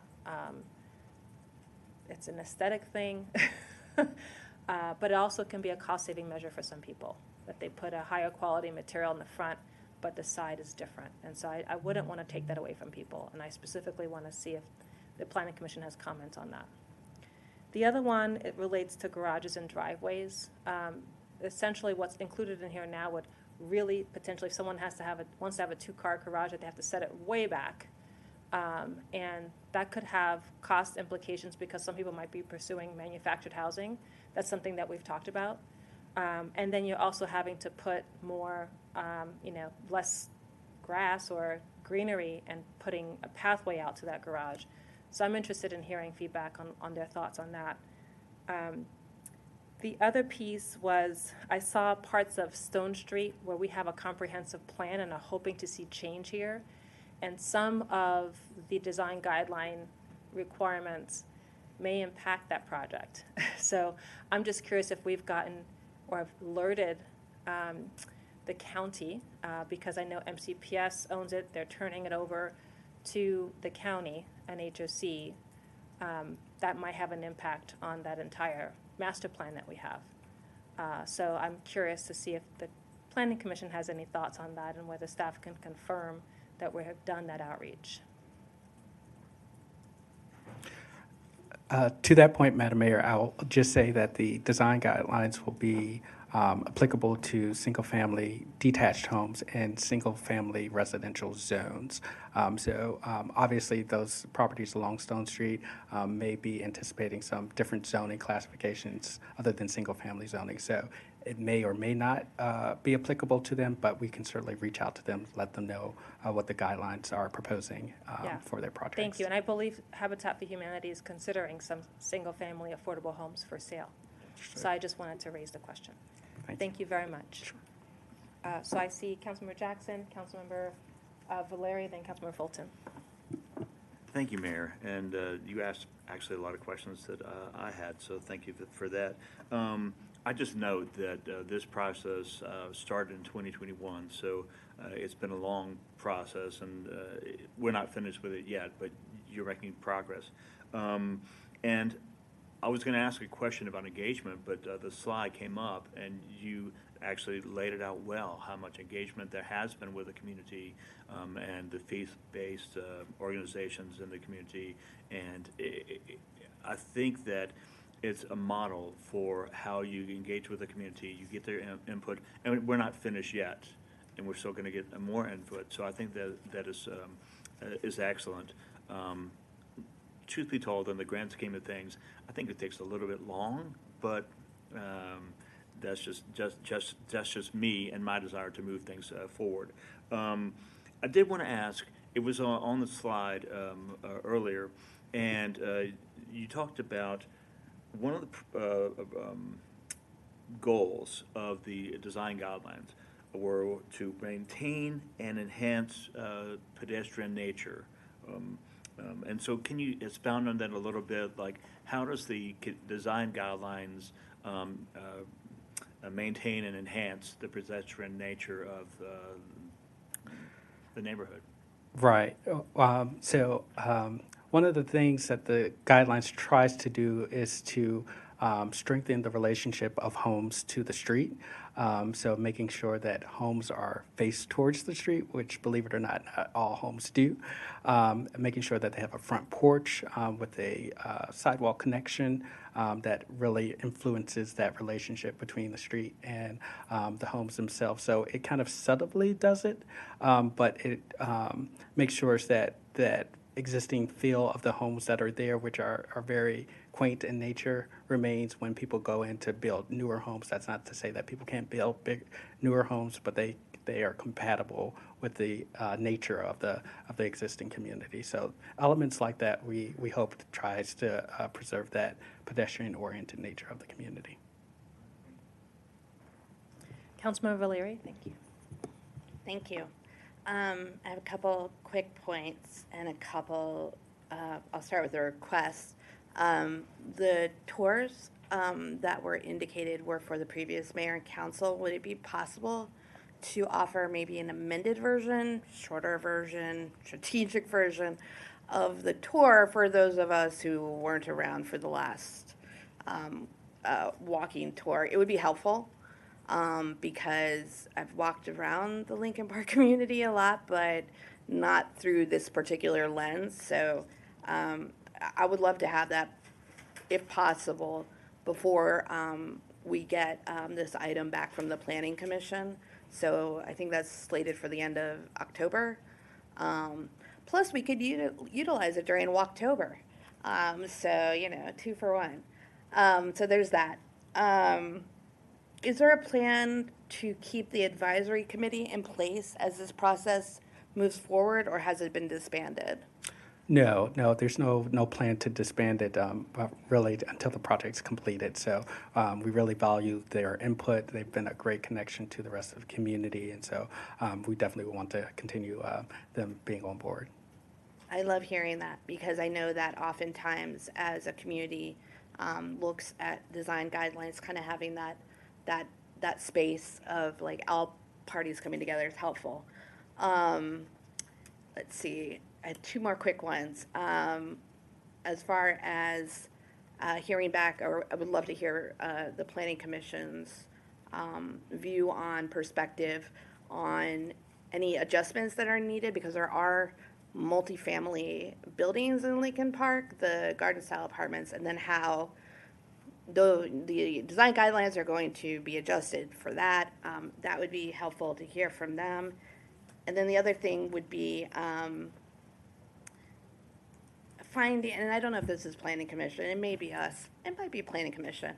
My struggle with any sort of design guidelines or historic overlays or anything is supporting residents who may need financial support in order to comply with any sort of historic architectural needs. It is not often affordable, and I think that is a struggle for many. So again, I don't know if this would come from Planning Commission, although I would be interested to hear their perspective on it, because that would be a hindrance to perhaps somebody being able to reside in the neighborhood or continue to reside if the cost of routine maintenance, repair, or even needed renovation is so cost prohibitive. So I would be really interested in hearing that as well, but very psyched about the possibility of a tour during Walktober. So I hope we can make that happen. Thank you. Yes, ma'am. Thank you. Councilmember Fulton. Thank you. Two quick thoughts. On the engagement and outreach, yes, it has been amazing. Yes, it will continue to be amazing. I do feel that when we're talking about restrictions on people's individual property, it's important not just to do the outreach, but to then make sure that we're pretty confident that at least the majority, the plurality of the people there actually want it. And I heard something about just something in the teens responding to a survey. So I'm hopeful that we can assure ourselves that we're responding to what the majority of the community wants if and when we do this. My question, though, is streamlining and efficiency. Can you help me understand, we have a conservation district, we have an overlay zone, and it's the only conservation district we have. This will be the second set of neighborhood design guidelines we have. There could be more. Like, have we thought holistically about what is the best way to make this concise, easy for people to understand, for people to be able to see in the code where there are design guidelines, where there aren't? It just seems slightly confusing to me that we have different ways of documenting and formalizing what is essentially the same thing. That's a great question. It is unique with Lincoln Park being the only conservation district in the city. It's this kind of outlier, no pun intended, zone that we have certain standards for. Given the outreach and input of that original effort to create it, staff didn't want to lay that by the wayside with this project. And so the way that the ordinance is laid out, they really try to talk to each other to make sure, if you're reading the code for a first time and you see the Lincoln Park Conservation District, there will be a section that references the design guidelines to say, hey, if you're doing a new construction of a single-family home or an addition, look at these guidelines. This is exactly what you need to do. So that was part of our process to try to make the two talk to each other. We do realize that it is a unique process, and given the importance of that original effort with the Conservation District, we wanted to keep that in place, but work within it from the framework of design guidelines.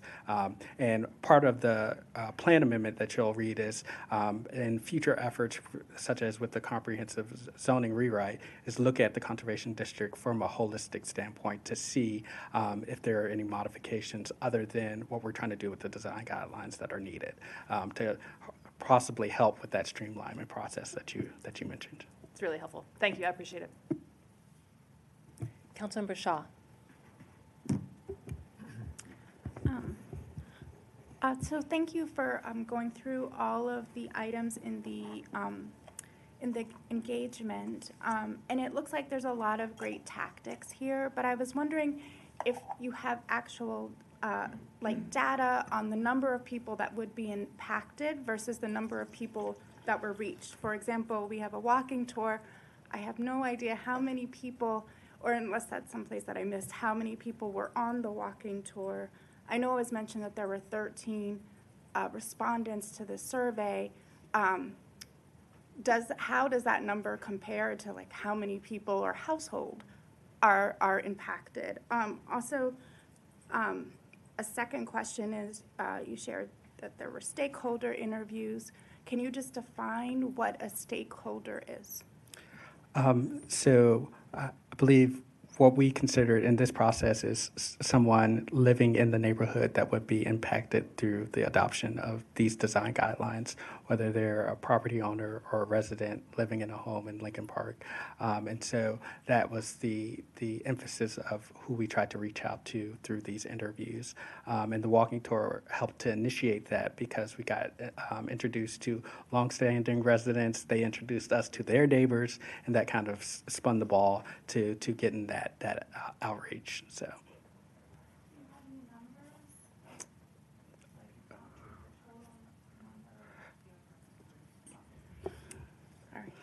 Do you have any data or numbers on the number of households that would be impacted and how many that were reached through this engagement process? I believe we reached out to 29 folks for the stakeholder interviews. We actually held 9 interviews out of that 29 deposit of folks. I'm not quite sure of the total households that would be impacted from the design guidelines, but we can look into that information and bring that back to you. Yeah, I'd appreciate that. Thank you. Sure. Thank you. I wanted to note, I do think, I agree with my colleagues that I really appreciate the ways that staff has gone out, but you can hear from us, there's just a little bit of concern of like big changes, right, with a small cohort who has been an important cohort, but when we're making such big changes and restrictions on property rights, we want to try to get a little bit more representation if possible. So I appreciate that there is actually multiple opportunities to continue to do that through the Planning Commission. They will have a public hearing, and this will come back to us. So all those folks who are listening, please tell your friends to, fill out the survey, because the feedback is really important. When I see 13 respondents and then 9 interviews, that there are a couple hundred homes there. So I just worry about that. And then some of my colleagues posed questions, similar to the way we like to hear what the Planning Commission's questions are when things come to us from them. If we can summarize, just so they have a sense of what we were asking to help inform their discussion, that would be greatly appreciated. And then the other piece is just being very clear on design guidelines, what is a should versus a must. This came up with other discussions, but it's kind of muddy. So I don't know if there's not a color code, because some people can't see color, but maybe a bold or some kind of indicator that is clear of what is a must versus a should. So that would be very helpful with the design guidelines. All right. Did you want to say anything about that? Yeah, I was just going to add to that point that was something that staff specifically looked at with these design guidelines is trying to bring clarity to the language in the guidelines so that there isn't that much of a distinction, and try to lay out all the elements that are requirements and leave it at that. But we will scan through again to make sure that that language is clear based off your feedback. Right. For example, the building materials having to be the same on all sides. Is that a must or is that a should? Right. I believe it. Yeah. I wasn't clear. Understood. And I think another thing we talked about is like, what does that mean for our processes? When the design guidelines were passed in another neighborhood, there were some things that came through that were not in compliance because it was an IT thing, right? As my colleague mentioned, like, how do we make it easy when someone's buying a home? You may be one block over, and it's like, oh shoot, now this design guideline versus this one, and they're very close communities in terms of Lincoln Park and East Rockville. So we want to make sure that people are clear as to what is allowable. And maybe, to my colleague's point, like, are there universal things that we need to update our code? So we're not having a mosaic of different things in different places. Councilmember Valeri. Super quickly on that last note, and also probably helpful for any of the policy geeks that are watching this. Can you tell just briefly what is the difference between a conservation district and a historic district? So I totally put you on the spot, but I think if it's not clear immediately to any of us, then maybe that's part of the process too, to standardize language. Because I think conservation district came around in 2007. That's right. That's when the Lincoln Park Conservation District was implemented.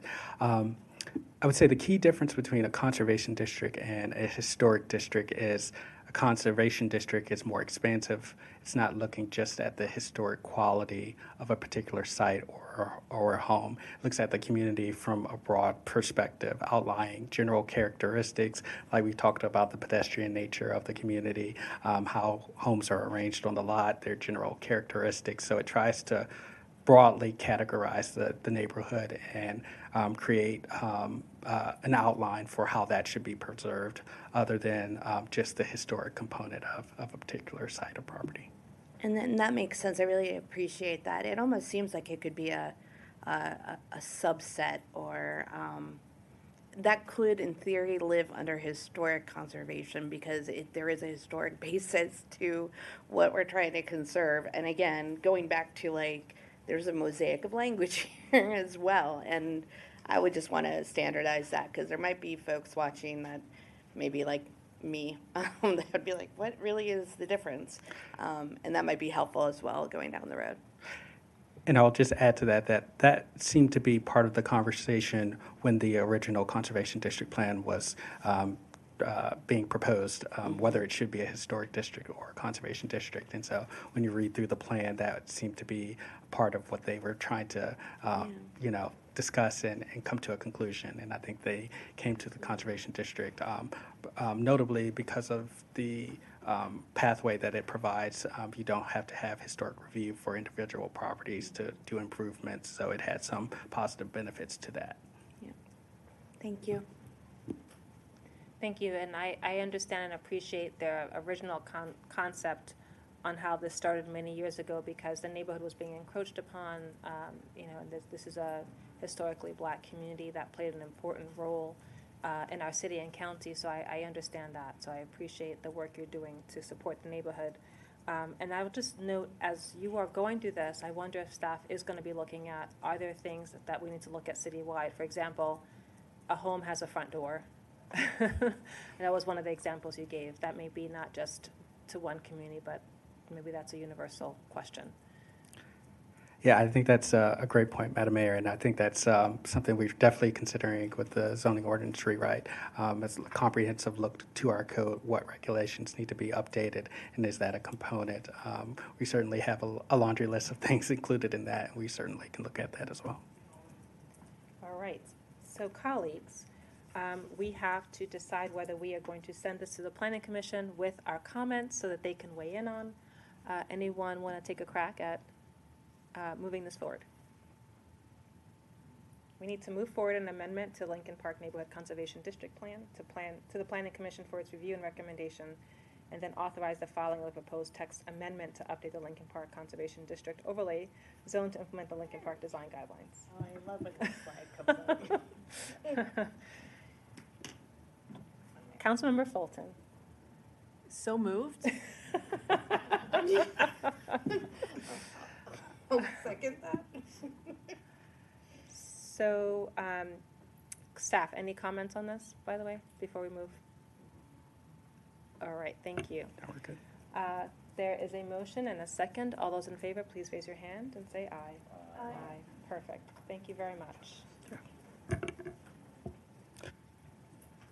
And Madam Mayor, I just wanted to confirm that you're authorizing the filing of the text amendment and to move Sorry, the... I can't hear you. Can you speak up louder? Sure, I just wanted to confirm that the Mayor and Council is confirming that they're authorizing the zoning text amendment for the amendments to the Conservation District and moving the plan amendment forward to Planning Commission. Yes, and we literally read the words that you had on the brief book, which is also very aligned here. So we're moving this forward.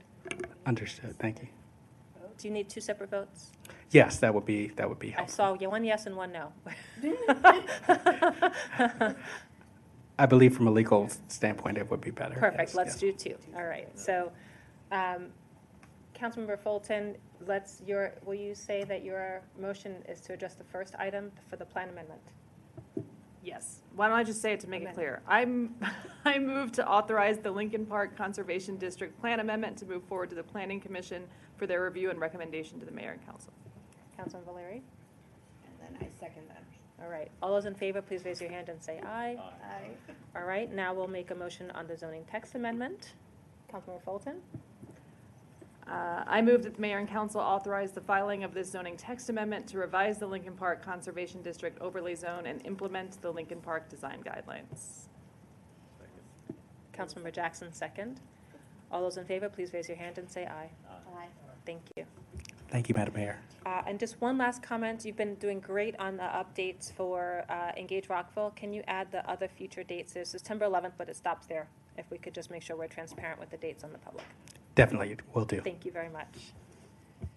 Okay, we're now moving on to agenda item 11D, which is adoption of a resolution to adopt the 2024 Montgomery County Hazard Mitigation Plan as required by the Robert T. Stafford Disaster Relief and Emergency Assistance Acts and Title 44 Code of Federal Regulations, Part 201, in order to remain eligible for state and federal disaster funding, which we all want, I believe.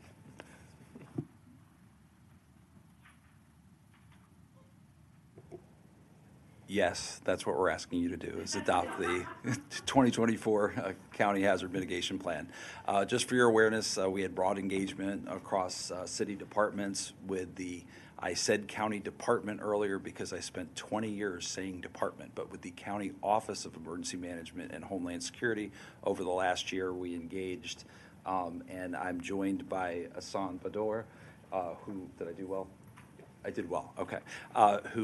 He was the emergency management specialist that was responsible for this at the county and managing the contract to get this done. So this was accepted and adopted by the county council in June, and they are coming with us in front of you to ask for your adoption of it.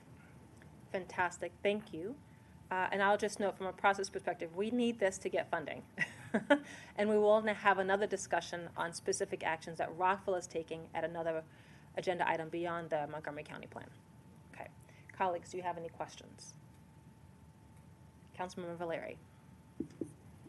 Can you, first off, don't want to hold this up at all, and I realize that this is absolutely critical, but given our last agenda item, I would be remiss if I did not ask if the 2024 hazard mitigation plan, the county's hazard mitigation plan, is it through our passage of this that any sort of hazard mitigation plan could be enacted should the Lincoln Park community be affected by the gas pipeline that's going through their neighborhood? And I realize I popped this on everybody. However, that was one of the kind of outstanding things in regards to the decision not made by us, not made, I don't know, by the county, I don't believe so, to create a virtual pipeline of natural gas from, I believe, Virginia, using tankers going through the Lincoln Park community. And specifically, if there were to be an incident, and everybody can tell me that, you know, they're very safe tankers, that's great and all, but hazard mitigation should think about the worst case scenario too. So I want to be sure that this would cover those sort of instances as well, because I think that that's something when I do think of hazard mitigation in the city that comes to the fore right now.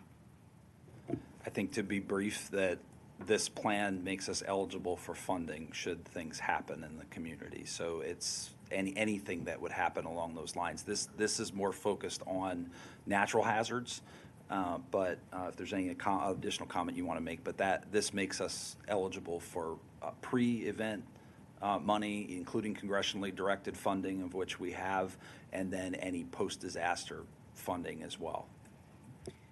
Thank you. I'll just add for the listening public, because it may not understand what's going on. So there will be a meeting between county and the city and Washington Gas to discuss the virtual pipeline. Essentially, there are trucks that are moving gas from Virginia into just outside the city, but they are crossing some neighborhood roads. There's some discussion about can they not cross into the neighborhood roads and go on the industrial side outside of the city's neighborhoods. So that will be a discussion that we will have, and can also discuss after that meeting happens, and in future meetings about emergency preparedness planning. Mr. Mihalik, is that good? Okay. All right. Councilmember Shaw. Please do. I move to adopt the resolution to adopt the 2024 Montgomery County Hazard Mitigation Plan as required by the Stafford Act to remain eligible for state and federal disaster funding. Thank you for the motion. Second, please. Councilmember Van Grack? Second. Thank you. All those in favor, please raise your hand and say aye. Aye. Dr. Miles, did you vote? You good? All right, thank you. Just want to make sure. It is unanimous. Thank you for your time. We appreciate it, and thanks to the county as well. We'll now be moving to Agenda Item 11E, which is introduction and possible adoption of an ordinance to grant floating zone map amendment application map 2024-00120, 5906 Halpine Road, a request to rezone the property from the R60 Single Unit Detached Dwelling Residential Zone to RFFZ Residential Flexible Floating Zone, Pulte Home Company applicant. And we welcome back Christopher Davis and Mr. Barker. Thank you, Madam Mayor and members of the council. Again, Christopher Davis with Community Planning and Development Services Department. We don't have a formal presentation for you this evening. You're well aware of this application and the proposal. As you mentioned, Madam Mayor, this item is specifically for consideration of adopting the ordinance for the floating zone map amendment. So we have a screen for you on the recommendation and the items needed, but I'm happy to answer any questions that you have. Thank you. If you could, well, I'll just note that there was a public hearing, right, on this topic, and that is on recording. So if anyone wants to watch it, please do. We got some questions about whether there was a public hearing, so I just wanted to say that for the record. And then just clarify the motion that you'd like. Sure. Let me bring that up. While he's doing that, colleagues, if you have any questions. Yeah, I just want to make sure that's ready. Colleagues, do you have any questions before we move forward on introduction, potential layover, and adoption? Seeing none. Okay.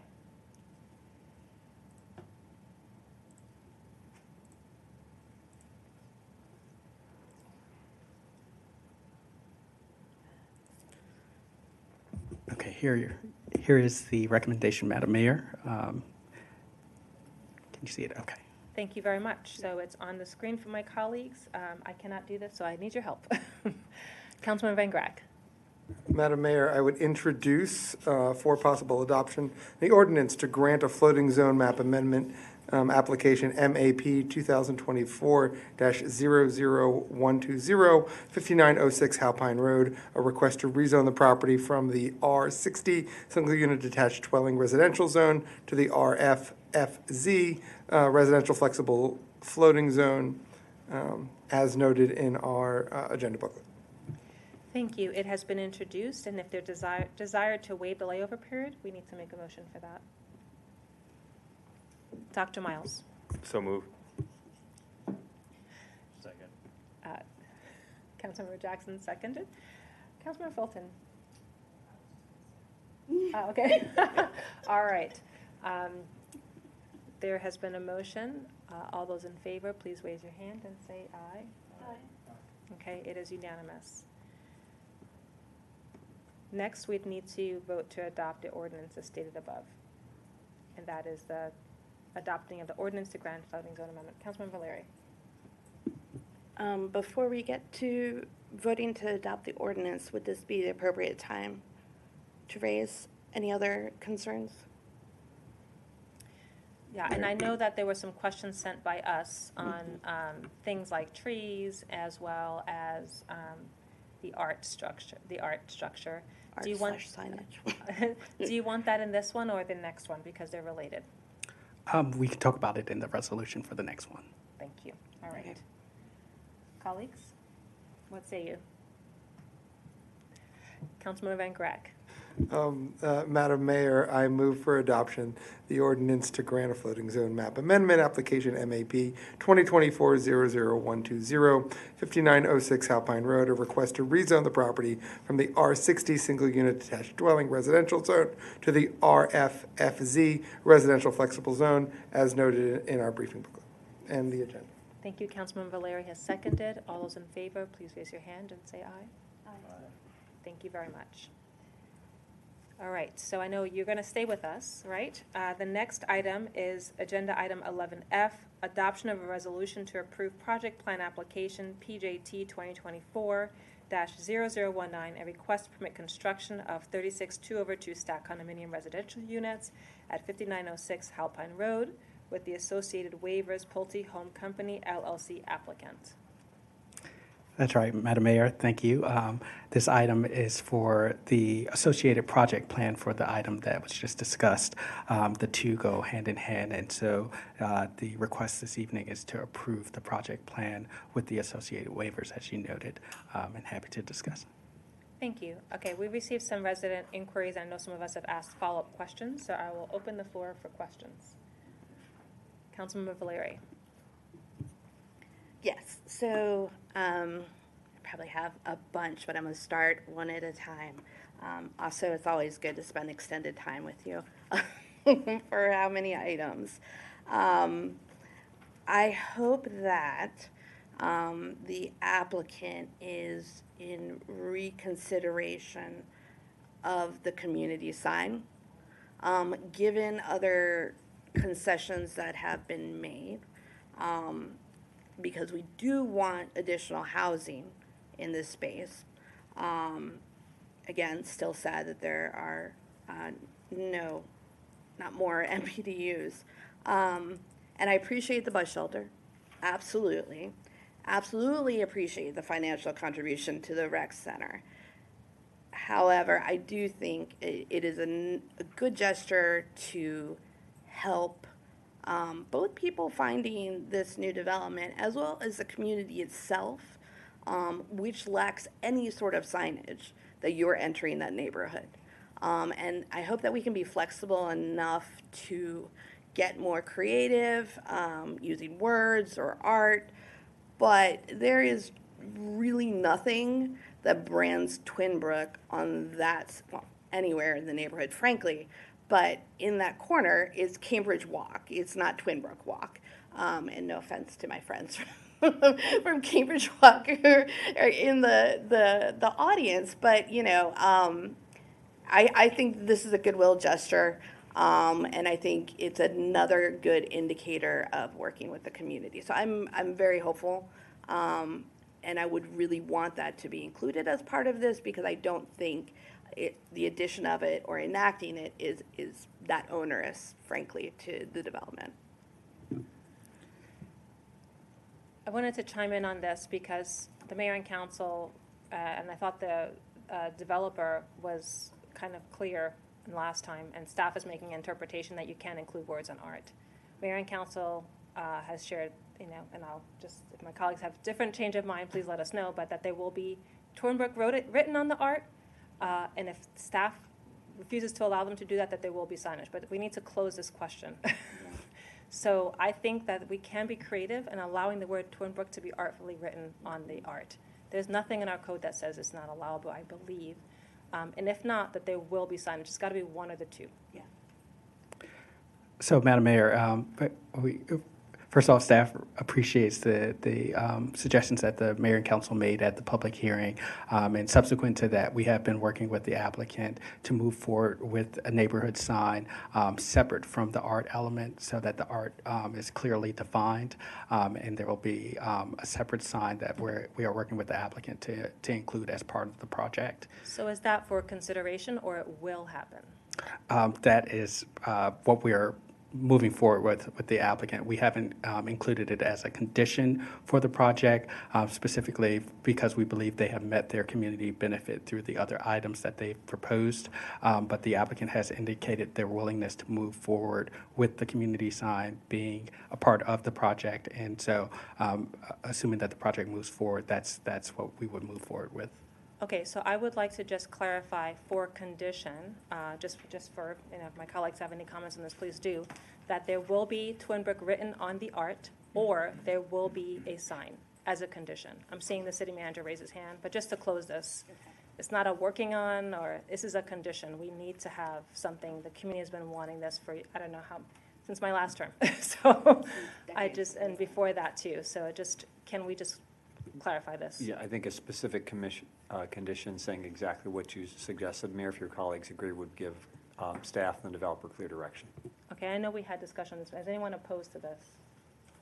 Okay, all right. So please, whenever we propose a motion, that understood that is a condition. Understood. The other piece was we got a lot of comments about trees. And I want to thank staff for providing input. We will get more trees than there are now, just as a bottom line, right? That's correct. Okay. And staff will work to make sure that there aren't any non-invasive trees. Yes, ma'am. Oh, sorry, that there are no that there are no invasive trees. Clarification. Yes. Non-native. That's a separate issue. But except that our code specifies between native, non-native, and invasive. Not all non-native are invasive. However, what we heard from the comments was non-native. They did not want non-native trees going in.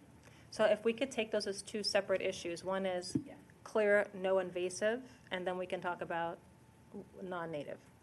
Councilmember Van Grack. Yeah, I was just going to say, I understand from staff that the requirement is that there will be no invasive trees, but that the requirement to specifically require native trees potentially could be too onerous on this particular site. Is that correct? That is correct, Councilmember Van Grack. But staff can work with the applicant to make sure that native plantings are prioritized as part of their planting schedule. Thank you. Councilmember Valeri. Just call me the Lorax, because I'm always going to keep bringing up the trees. In this particular space, probably more so than like a Twin Brook Quarter, for instance, if you plant non-native plants, there is the propensity for propagation into areas with large stands of native trees. So this is not merely like, it'll kind of work out. Frankly, I think that, and I would hesitate to say it's in our climate action plan to emphasize, focus on the planting of native trees. Simply, plants don't stay where you put them. They want to go everywhere, right? And I will tell you the amount of non-native, some invasive, some not, that have migrated to my own yard, and I will tell you, I don't plant them there. But they do come from other plantings in and around on private property. So I want to make sure that part of the climate action plan goals, but I think in general, if we want trees that remain, we want trees that are healthy and will actually thrive. I don't believe the requirement of native trees is that onerous.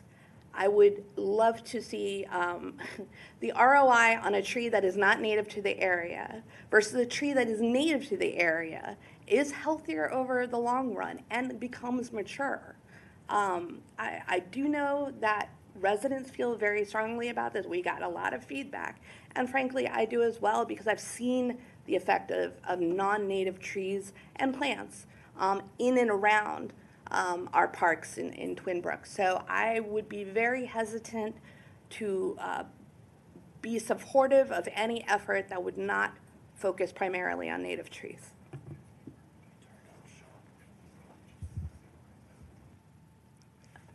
Thank you, colleagues. Do you have any comments? Okay. Councilman Van Grack. I would echo what my colleague does say. I think it is important for us to prioritize native trees as much as possible. I guess the question is to staff, to what degree is it onerous? To the extent we can require native trees and it's not too onerous, we really should be doing it. It's critical. We've heard from numerous residents of the importance. That being said, I don't want to create an onerous requirement on the developer here or any future developers with something that's, because we've definitely got the non-invasive. That's the most important. We can't have any invasive species whatsoever. But to the extent we can do native, I would echo what my colleague says. Thank you. I agree, and I think I heard from you that you will do that. That's correct. Okay, thank you. All right, and then just one other piece on trees is a resident did write in about making sure that there's warranty and a maintenance period, and I did ask this question of staff, and I was told that there would be a monitoring period for this as well. That's correct. Thank you. All right. Colleagues, any other comments? If not, we have a recommendation from staff. Okay. All right, so if there's a motion made, just please keep in mind the comments that we've made and what was a condition as well. Thank you. Who wants to make the motion? Councilmember Fulton. I move to adopt the resolution to approve project plan application PJT 2024-00019 to permit construction of 36 2/2 stacked condominium residential units at 5906 Halpine Road, and to approve waivers to the setback and layback slope requirements with the conditions discussed this evening. Councilman Valeri. I'll second. Thank you. I just want one other point I forgot to make, sorry, is the applicant had agreed to help the adjacent community in case they needed signs on their parking lot, because there was concern about visitor parking. So that somehow was not included in the staff report and the follow-up with the applicant. So I just want to make sure that is something that everyone agreed to last time, that parking lot is for that community, because there was a concern with not having visitor parking, that people would park in that community. So I just wanted to have that online for the record, that the applicant did agree to that. Are you talking about the Halpine or the Cambridge Rock Correct. townhome community? Yeah, and they Yes. were very much requesting that support. Yes, and I should note that there is existing signage on Halpine Road directing that there is no on-street parking for that community, but we'll continue to work to make sure that is enforced. Thank you. All right. Motion's been made. All those in favor, please raise your hand and say aye. Aye. All right, it's unanimous. Thank you for your time on this. Okay, we'll now be moving to agenda item 11G, introduction and possible adoption of an ordinance granting zoning text amendment application TXT 2019-00255 to amend the zoning ordinance to allow detached accessory dwelling units in residential zones. Mayor and Council of Rockville applicant. And while the team is setting up, we'll be welcoming Jim Wasilek. The planning department has been very busy this evening. I'll just, I wanted to note that there has been a public hearing on this item, and Mayor and Council has provided commentary and direction.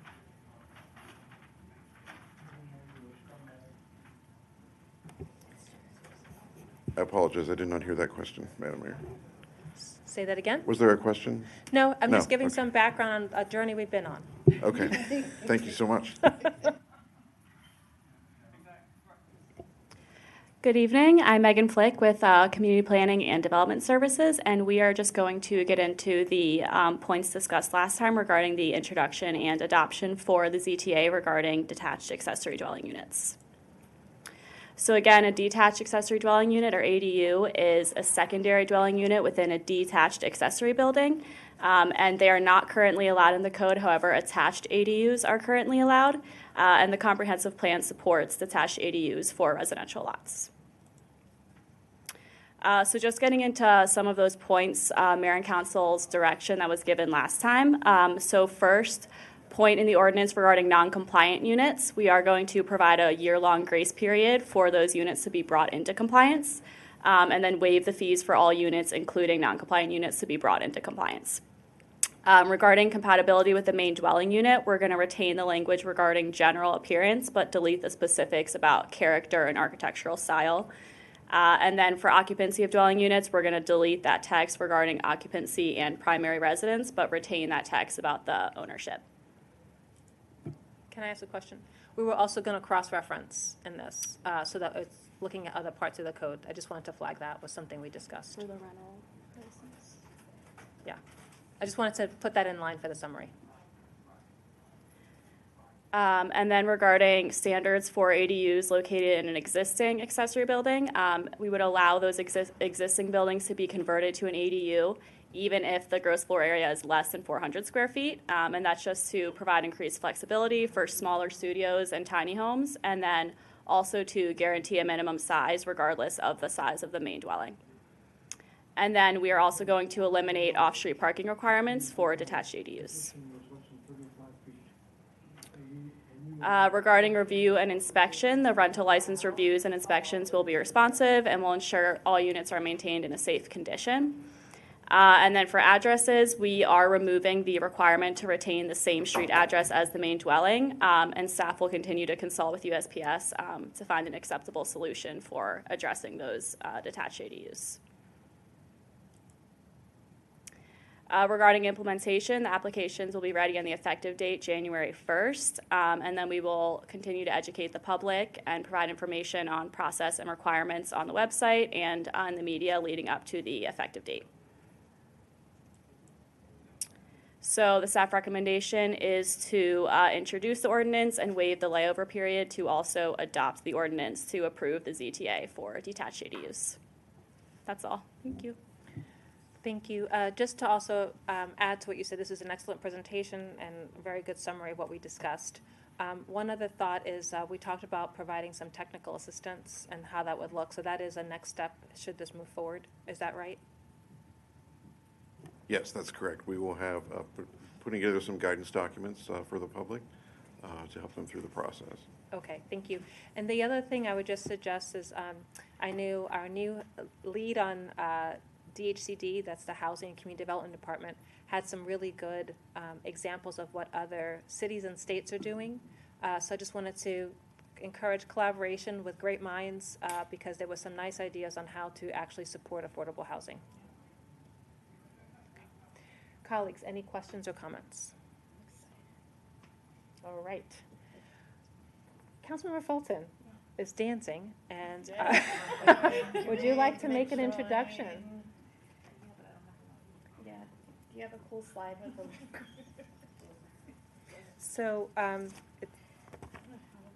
here, do you want to use this? Yeah, I got it. I move to introduce an ordinance granting zoning text amendment for the application TXT 2019000255 to amend the zoning ordinance to allow detached accessory dwelling units in residential zones. Thank you.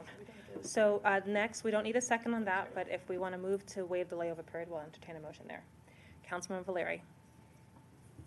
I move to waive the layover period for introduction and possible adoption of the detached accessory dwelling units ordinance.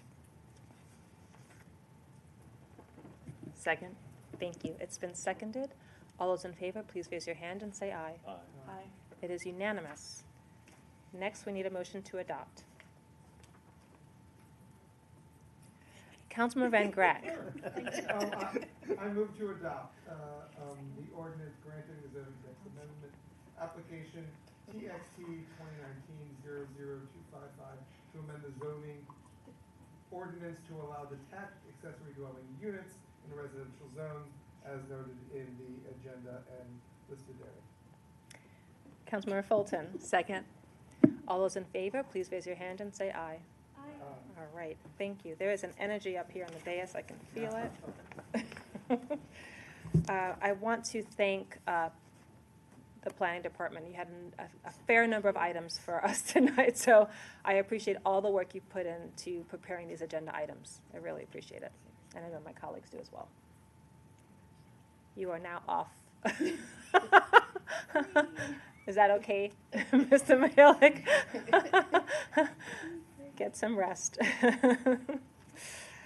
All right, so our next item, and oh my gosh, we're just 7 minutes behind his mock agenda. Mr. Mihalik, did you want to say something? Okay. No, ma'am, not at all. Okay, all right.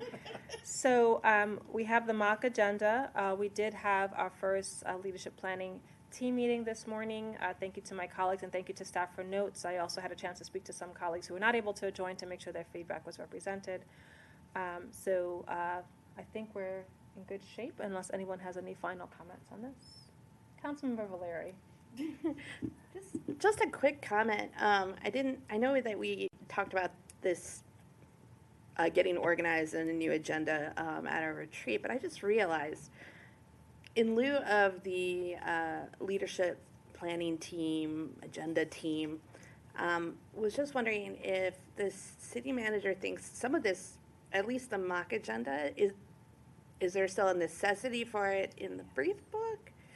I just wanted to throw it out there. I mean, That was addressed at our meeting. was it addressed? Okay, I'm still working on my coffee. That's okay. That's all right. We do have some great notes from that meeting. Fair enough. I will just note that, and I see my colleague, I'll come to you, Councilmember Shaw, that we will have the mock agenda just so people can see what the next one is. And then we will also That's have right. a 6-month planning agenda. But thank you for keeping us honest. No, it's totally okay. And this is what happens when you wake me up at 8:30 in the morning and expect my brain to be going. Anyway, thank you for all of that work. I appreciate it. Councilmember Shaw and then Councilmember Jackson. Okay, you're not raising your hand. Yeah, one of the reasons why I shared that the mock agenda was important, just because it shared the time of the community forum, as well as like the time of the work sessions and hearings, so folks can, so the public can plan. Yeah. Sorry, I totally understood. I just had a brain moment, so don't mind me. Yeah, so residents will see 2 things in the coming weeks, and we'll make a comment about it during our next meeting on September 16th. But they will continue to be the mock agenda in our brief books. So those who are following our trail can see what's coming on next and can see the allocated times for each item and plan ahead.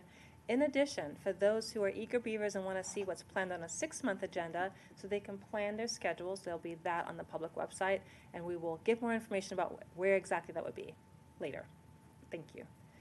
Okay, old new business. Okay, great. I will entertain a motion to adjourn. Councilmember Shaw. I move to adjourn. Do we have a second? Second. All right, so I saw like 3 people second. All those in favor, please raise your hand and say aye. Councilmember Jackson. Everyone says yes, unanimous, right? Okay, all right. Thank you to the community, thank you to staff, we really appreciate you, and we are out ahead of schedule. Well done.